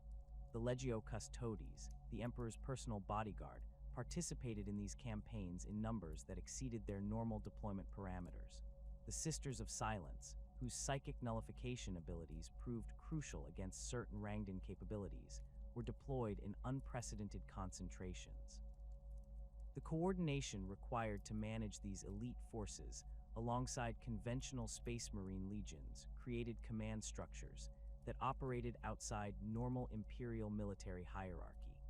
The 2nd and 11th Legion's potential involvement in the Rangdan genocides provides one of the most compelling explanations for their disappearance from Imperial records. The nature of the Rangdan threat, with its emphasis on corruption and subversion of human forces, created conditions where entire military units could be compromised beyond any possibility of recovery. Legions that encountered certain forms of Rangdan influence might have been transformed into something so fundamentally alien that their continued existence posed an unacceptable threat to Imperial security. The timeline of the Rangdan genocides corresponds closely with the period when references to the Lost Legions disappear from Imperial records. The systematic nature of this censorship suggests that their fate was connected to events that were deemed too dangerous to acknowledge, even in the classified archives maintained by the highest levels of imperial administration. The resources required to completely erase two entire legions from history would have been justified only by threats that exceeded normal parameters of military or political crisis. The corruption vectors employed by Rangdan forces appeared to target the fundamental aspects of human identity and loyalty that made Space Marines effective warriors. Unlike Chaos corruption, which typically manifested as obvious physical or psychological changes, Rangdan influence seemed to operate at levels that were virtually undetectable until the transformation was complete. Space Marines who had been exposed to certain forms of Rangdan technology or biological agents might have appeared normal, while gradually becoming something entirely different from their original nature. The gene seed implications of Rangdan corruption presented particularly severe challenges for Imperial military planners. If the alien influence could affect the genetic material that formed the foundation of Space Marine biology, entire legions could have been compromised at the most fundamental level. The systematic destruction of affected gene seed stocks would have required the dissolution of any legion whose genetic heritage had been tainted, regardless of the loyalty or effectiveness of individual warriors who had not yet been directly affected. The strategic importance of the sectors where the Rangdan genocides were fought added another layer of complexity to these campaigns. The Galactic North contained star systems that were crucial to Imperial expansion plans, including worlds with rare mineral deposits and strategic locations that controlled major warp routes. The complete sterilization of these sectors, which appears to have been the ultimate outcome of the Rangdan campaigns, represented a massive sacrifice of potential Imperial resources in favor of absolute security against alien contamination. The development of exterminatus protocols during the Rangdan genocides established precedents for dealing with threats that could not be contained through conventional military means. The systematic destruction of entire worlds to prevent the spread of alien influence demonstrated the Emperor's willingness to accept massive losses in order to protect the broader Imperial project.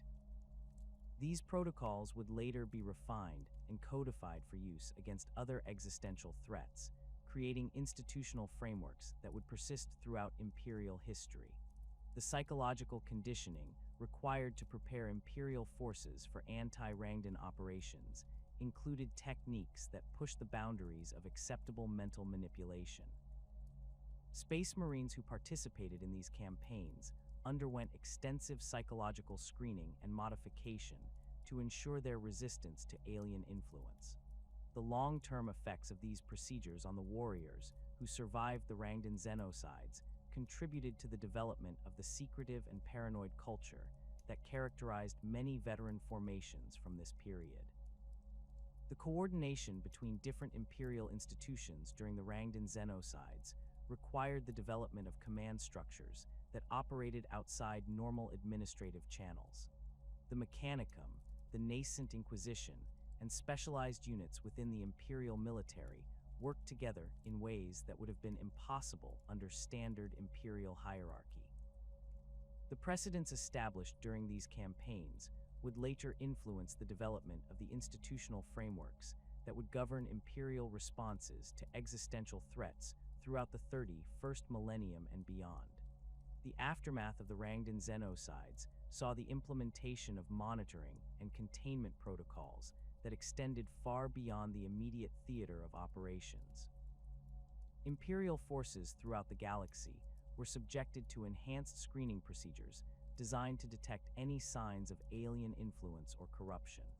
The systematic nature of these security measures created administrative burdens that affected Imperial military efficiency for decades, but the alternative of allowing Rangdan influence to spread unchecked was deemed unacceptable by the highest levels of Imperial command. The technological innovations developed during the Rangdan campaigns included weapons and defensive systems that were never deployed in other theaters of the Great Crusade. The specialized nature of these technologies and their apparent effectiveness against specific forms of alien threat suggests that they were designed to counter capabilities that were unique to the Rangdan. The subsequent classification and restriction of these technologies indicates that the knowledge gained during these campaigns was considered too dangerous for general Imperial use. The recruitment and training modifications implemented by surviving legions after the Rangdan genocides reflected lessons learned about the vulnerability of space marines to certain forms of alien influence. The enhanced psychological conditioning and genetic screening procedures that became standard practice were developed in response to the specific threats encountered during these campaigns. The effectiveness of these modifications in preventing similar corruption in later conflicts demonstrates the value of the knowledge gained through the terrible losses sustained during the Rangdan Wars. The systematic erasure of the 2nd and 11th Legions from Imperial records could never be completely absolute, despite the extraordinary resources and psychic manipulation deployed to achieve total censorship. The sheer scale of the Great Crusade, with its thousands of worlds and millions of personnel, created countless opportunities for fragments of information to survive in overlooked archives, personal journals, and the memories of individuals who escaped the purges. These surviving traces have fueled persistent rumors throughout Imperial history about scattered remnants of the Lost Legions, warriors who somehow survived the catastrophe that befell their brothers and continued to operate in the shadows of the galaxy. The mathematical impossibility of accounting for every single space marine who had served in the 2nd and 11th Legions created inevitable gaps in the censorship efforts. Standard Legion strength during the early Great Crusade ranged from 80,000 to 120,000 warriors, organized into companies and chapters that were frequently deployed across multiple star systems simultaneously. The distributed nature of these deployments meant that when the Order came to eliminate all traces of the Lost Legions, some elements would have been operating in remote sectors where communication delays and the chaos of ongoing campaigns could have provided opportunities for escape or concealment. Reconnaissance companies and deep strike forces represented the most likely candidates for survival, as these specialized units operated with high degrees of independence and were often deployed far from their parent legions for extended periods. The 2nd Legion's theoretical emphasis on rapid assault operations would have necessitated the deployment of numerous small unit formations across wide areas of space, making it virtually impossible to track and eliminate every warrior simultaneously. Similarly, the 11th Legion's focus on siege warfare would have required the establishment of garrison forces and fortification specialists on conquered worlds, creating dispersed populations that could not be easily located and eliminated. The Black Shield phenomenon during the Horus Heresy provided a convenient explanation for the presence of space marines whose origins could not be easily traced or verified. These warriors, who had abandoned their Legion heraldry and identification markings, operated as independent mercenary forces that sold their services to various factions during the Civil War. The chaos and confusion of the heresy created ideal conditions for survivors of the Lost Legions to blend into the general population of renegade space marines, adopting new identities and allegiances that obscured their true origins. The organizational structure of Black Shield companies during the heresy showed suspicious similarities to the theoretical tactical doctrines that had been attributed to the Lost Legions. Several documented Black Shield formations demonstrated expertise in rapid assault techniques that exceeded the capabilities typically associated with standard Legion training programs. These units employed specialized equipment and tactical approaches that suggested access to knowledge and resources that were not available to other renegade forces. The precision with which these formations executed complex operations indicated levels of training and experience that could only have been acquired through extended service in elite military units. The equipment manifests and supply records from various Black Shield companies contained anomalies that suggested connections to the Lost Legions. Weapons and armor-bearing manufacturing codes that did not correspond to any known forge world or production facility appeared repeatedly in the inventories of these mysterious formations. The sophisticated nature of this equipment, which often incorporated technologies that were not widely available during the period in question, indicated access to specialized manufacturing capabilities that had been established during the early Great Crusade but subsequently disappeared from Imperial records. The tactical preferences displayed by certain Blackshield formations showed remarkable consistency with the theoretical doctrines that had been attributed to the 2nd and 11th Legions, based on fragmentary evidence from organizational charts and strategic planning documents. Units that specialized in rapid insertion and extraction operations employed techniques that bore striking resemblances to the assault doctrines that the 2nd Legion had supposedly been developing before their disappearance. Similarly, Blackshield companies that focused on defensive operations and siege warfare demonstrated capabilities that aligned closely with the theoretical specializations of the 11th Legion. The psychological profiles of Blackshield commanders and senior personnel revealed patterns of behavior that were consistent with warriors who had experienced severe trauma related to the loss of their original Legion identity. These individuals demonstrated unusual levels of paranoia about their past affiliations and showed extreme reluctance to discuss their pre-heresy service records. The psychological conditioning that had been employed to manage the integration of lost Legion survivors into other formations would have created exactly these types of behavioral patterns, suggesting that many Blackshield leaders were indeed survivors of the purged legions. The geographic distribution of Blackshield activity during the heresy showed concentrations in sectors that had been associated with the early Great Crusade campaigns, where the Lost Legions had supposedly been active. The Eastern Fringe and Galactic North, areas that had been heavily contested during the Rangdan Xenocides and other classified conflicts, saw disproportionate levels of Blackshield activity. These patterns suggested that survivors of the Lost Legions had retreated to regions where they possessed detailed knowledge of local conditions and could operate with reduced risk of detection by Imperial forces. Archaeological evidence from worlds that had been conquered during the early Great Crusade has revealed fortifications and equipment caches that cannot be attributed to any of the known legions. These installations demonstrate construction techniques and defensive philosophies that were distinct from the documented approaches employed by the 18 surviving legions.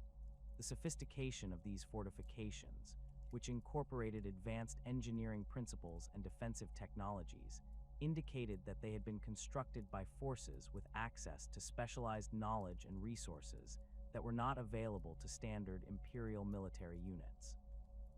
The architectural analysis of these mysterious fortifications revealed design elements that were consistent with the theoretical specializations of the Lost Legions. Defensive installations that emphasized rapid deployment and mobility showed characteristics that aligned with the supposed tactical doctrines of the 2nd Legion. Conversely, permanent fortifications that demonstrated advanced siege warfare principles bore resemblances to the theoretical approaches that had been attributed to the 11th Legion. The consistency of these architectural elements across multiple worlds suggested that they had been constructed according to standardized design principles that had been developed by organized military forces rather than ad hoc defensive efforts. The equipment caches discovered within these fortifications contained weapons and armor that bore manufacturing marks and design characteristics that did not correspond to any known Imperial production facilities. The quality and sophistication of these items indicated that they had been produced by forge worlds or manufacturing centers that possessed advanced technological capabilities. The systematic nature of these caches, which were typically organized according to standardized inventory procedures, suggested that they had been established by military forces that maintained sophisticated logistics and supply systems. The dating of these archaeological sites through various analytical techniques has revealed that most were constructed during the early decades of the Great Crusade, corresponding to the period when the Lost Legions would have been most active. The systematic abandonment of these installations occurred within relatively narrow timeframes that coincided with the disappearance of the 2nd and 11th Legions from Imperial records. The abrupt nature of these abandonments, which left behind valuable equipment and supplies that would normally have been recovered during planned withdrawals, suggested that the forces responsible for these installations had been eliminated or dispersed under emergency conditions. The discovery of gene seed repositories within some of these installations provided the most compelling evidence for the continued existence of Lost Legion remnants. These repositories contained genetic material that bore characteristics consistent with Primarch gene lines, but could not be matched to any of the known 18 legions. The sophisticated preservation techniques employed in these repositories indicated that they had been established by forces with access to advanced biological and medical technologies. The systematic organization of these genetic archives suggested that they had been intended to support ongoing recruitment and training programs rather than serving as simple storage facilities. The analysis of this mysterious gene seed revealed genetic markers that were consistent with the theoretical characteristics that had been attributed to the Lost Primarchs based on fragmentary evidence from Imperial genetic archives. The rapid growth modifications and enhanced metabolic systems found in some samples aligned with the theoretical requirements for warriors specialized in rapid assault operations. Other samples showed genetic modifications that were consistent with the enhanced durability and resistance characteristics that would have been necessary for siege warfare specialists. The distribution patterns of these gene seed repositories across multiple star systems suggested that they had been established as part of a coordinated effort to preserve the genetic heritage of the Lost Legions. The geographic spacing of these installations indicated that they had been positioned to support recruitment operations across wide areas of space, while maintaining sufficient separation to prevent the simultaneous discovery and destruction of multiple repositories. The sophisticated security measures employed to protect these installations demonstrated that their creators understood the extreme sensitivity of their contents and the severe consequences that would result from their discovery by Imperial forces. The recruitment worlds that had been associated with the Lost Legions during the early Great Crusade showed evidence of continued population screening and candidate selection activities long after the official disappearance of these formations. Local populations on these worlds maintained cultural traditions and training practices that were consistent with the preparation of candidates for space marine transformation. The persistence of these traditions, despite the absence of official Imperial oversight, suggested that they were being maintained by hidden forces that retained knowledge of the original recruitment procedures. The psychological conditioning programs that had been established on these worlds during the early Great Crusade showed evidence of continued refinement and development, despite the absence of official Imperial support. The sophisticated nature of these programs, which incorporated advanced techniques for mental conditioning and loyalty indoctrination, indicated that they were being maintained by individuals with extensive knowledge of space marine psychology and training procedures. The consistency of these programs across multiple worlds suggested that they were being coordinated by a central authority that possessed detailed knowledge of the original Legion recruitment protocols. The existence of successor chapters whose gene seed shows anomalous characteristics that cannot be traced to any of the known Primarchs has provided additional evidence for the survival of lost Legion genetic material. These chapters, which were founded during various periods of Imperial history, demonstrate tactical preferences and organizational structures that are consistent with the theoretical doctrines of the Lost Legions. The genetic analysis of these chapters' gene seed has revealed markers that suggest derivation from Primarch lines that are not represented among the known 18 legions. The founding records of these suspicious successor chapters contain gaps and inconsistencies that suggest deliberate obfuscation of their true origins. The documentation provided to support their establishment often contains references to gene seed sources that cannot be verified through normal Imperial archives. The administrative procedures employed during their founding frequently bypassed standard verification protocols, suggesting that they were established through channels that operated outside normal Imperial bureaucratic systems. The tactical doctrines employed by these chapters show remarkable consistency with the theoretical approaches that had been attributed to the Lost Legions based on fragmentary evidence from organizational charts and strategic planning documents. Chapters that specialize in rapid assault operations demonstrate capabilities that exceed the normal parameters associated with standard gene seed lines. Similarly, chapters that focus on defensive operations and siege warfare show levels of expertise that suggest access to specialized knowledge and training resources that are not available to other Imperial formations. The equipment and technology employed by these chapters often incorporates design elements and manufacturing techniques that are not consistent with standard Imperial production methods. The sophisticated nature of their weapons and armor suggests access to forge worlds or manufacturing facilities that possess advanced technological capabilities. The systematic nature of their equipment procurement indicates that they maintain supply chains and logistics networks that operate independently of normal Imperial military infrastructure. The deliberate preservation of the Lost Primarchs as an eternal mystery represents one of Games Workshop's most sophisticated narrative decisions, demonstrating a profound understanding of how absence can be more powerful than presence in fictional universes. The company's conscious choice to leave the 2nd and 11th Legions undefined serves multiple creative purposes that extend far beyond simple marketing considerations or narrative convenience.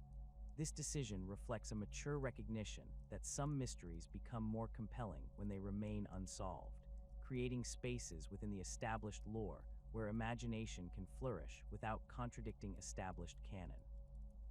The creative philosophy behind maintaining the Lost Primarchs as undefined entities stems from Games Workshop's understanding that the Warhammer 40,000 universe functions most effectively when it provides frameworks for player creativity rather than exhaustive documentation of every historical detail. The gaps left by the missing legions create opportunities for hobbyists to develop their own interpretations and theories without violating established lore. This approach acknowledges that the universe belongs as much to the players who inhabit it through their games and models as it does to the writers who create its official narratives. The psychological impact of the unknown has been carefully cultivated through decades of subtle references and deliberate omissions that maintain the mystery's presence without revealing its nature. The surviving Primarchs' reluctance to discuss their lost brothers creates an atmosphere of unspoken dread that permeates every gathering of the Emperor's Sons. When Horus speaks with his brothers about the future of the Great Crusade, the empty spaces at their councils serve as constant reminders of failure and loss. The careful positioning of these absences in key narrative moments ensures that readers remain aware of the mystery without becoming frustrated by its lack of resolution. The narrative function of the Lost Legions extends beyond simple mystery, conjuring to serve as a fundamental reminder of the Emperor's fallibility and the hidden costs of his grand design.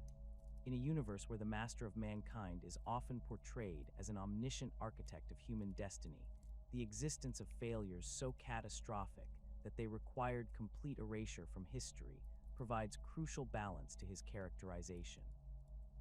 The Lost Primarchs represent proof that even the Emperor's most carefully crafted plans could go catastrophically wrong, humanizing a figure who might otherwise seem too perfect to be compelling.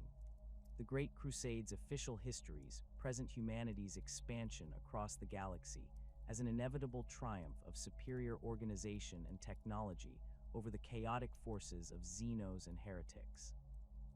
The systematic suppression of information about the Lost Legions reveals the darker reality beneath this triumphant narrative, suggesting that the path to Imperial dominance was paved with sacrifices and failures that were deemed too dangerous to acknowledge.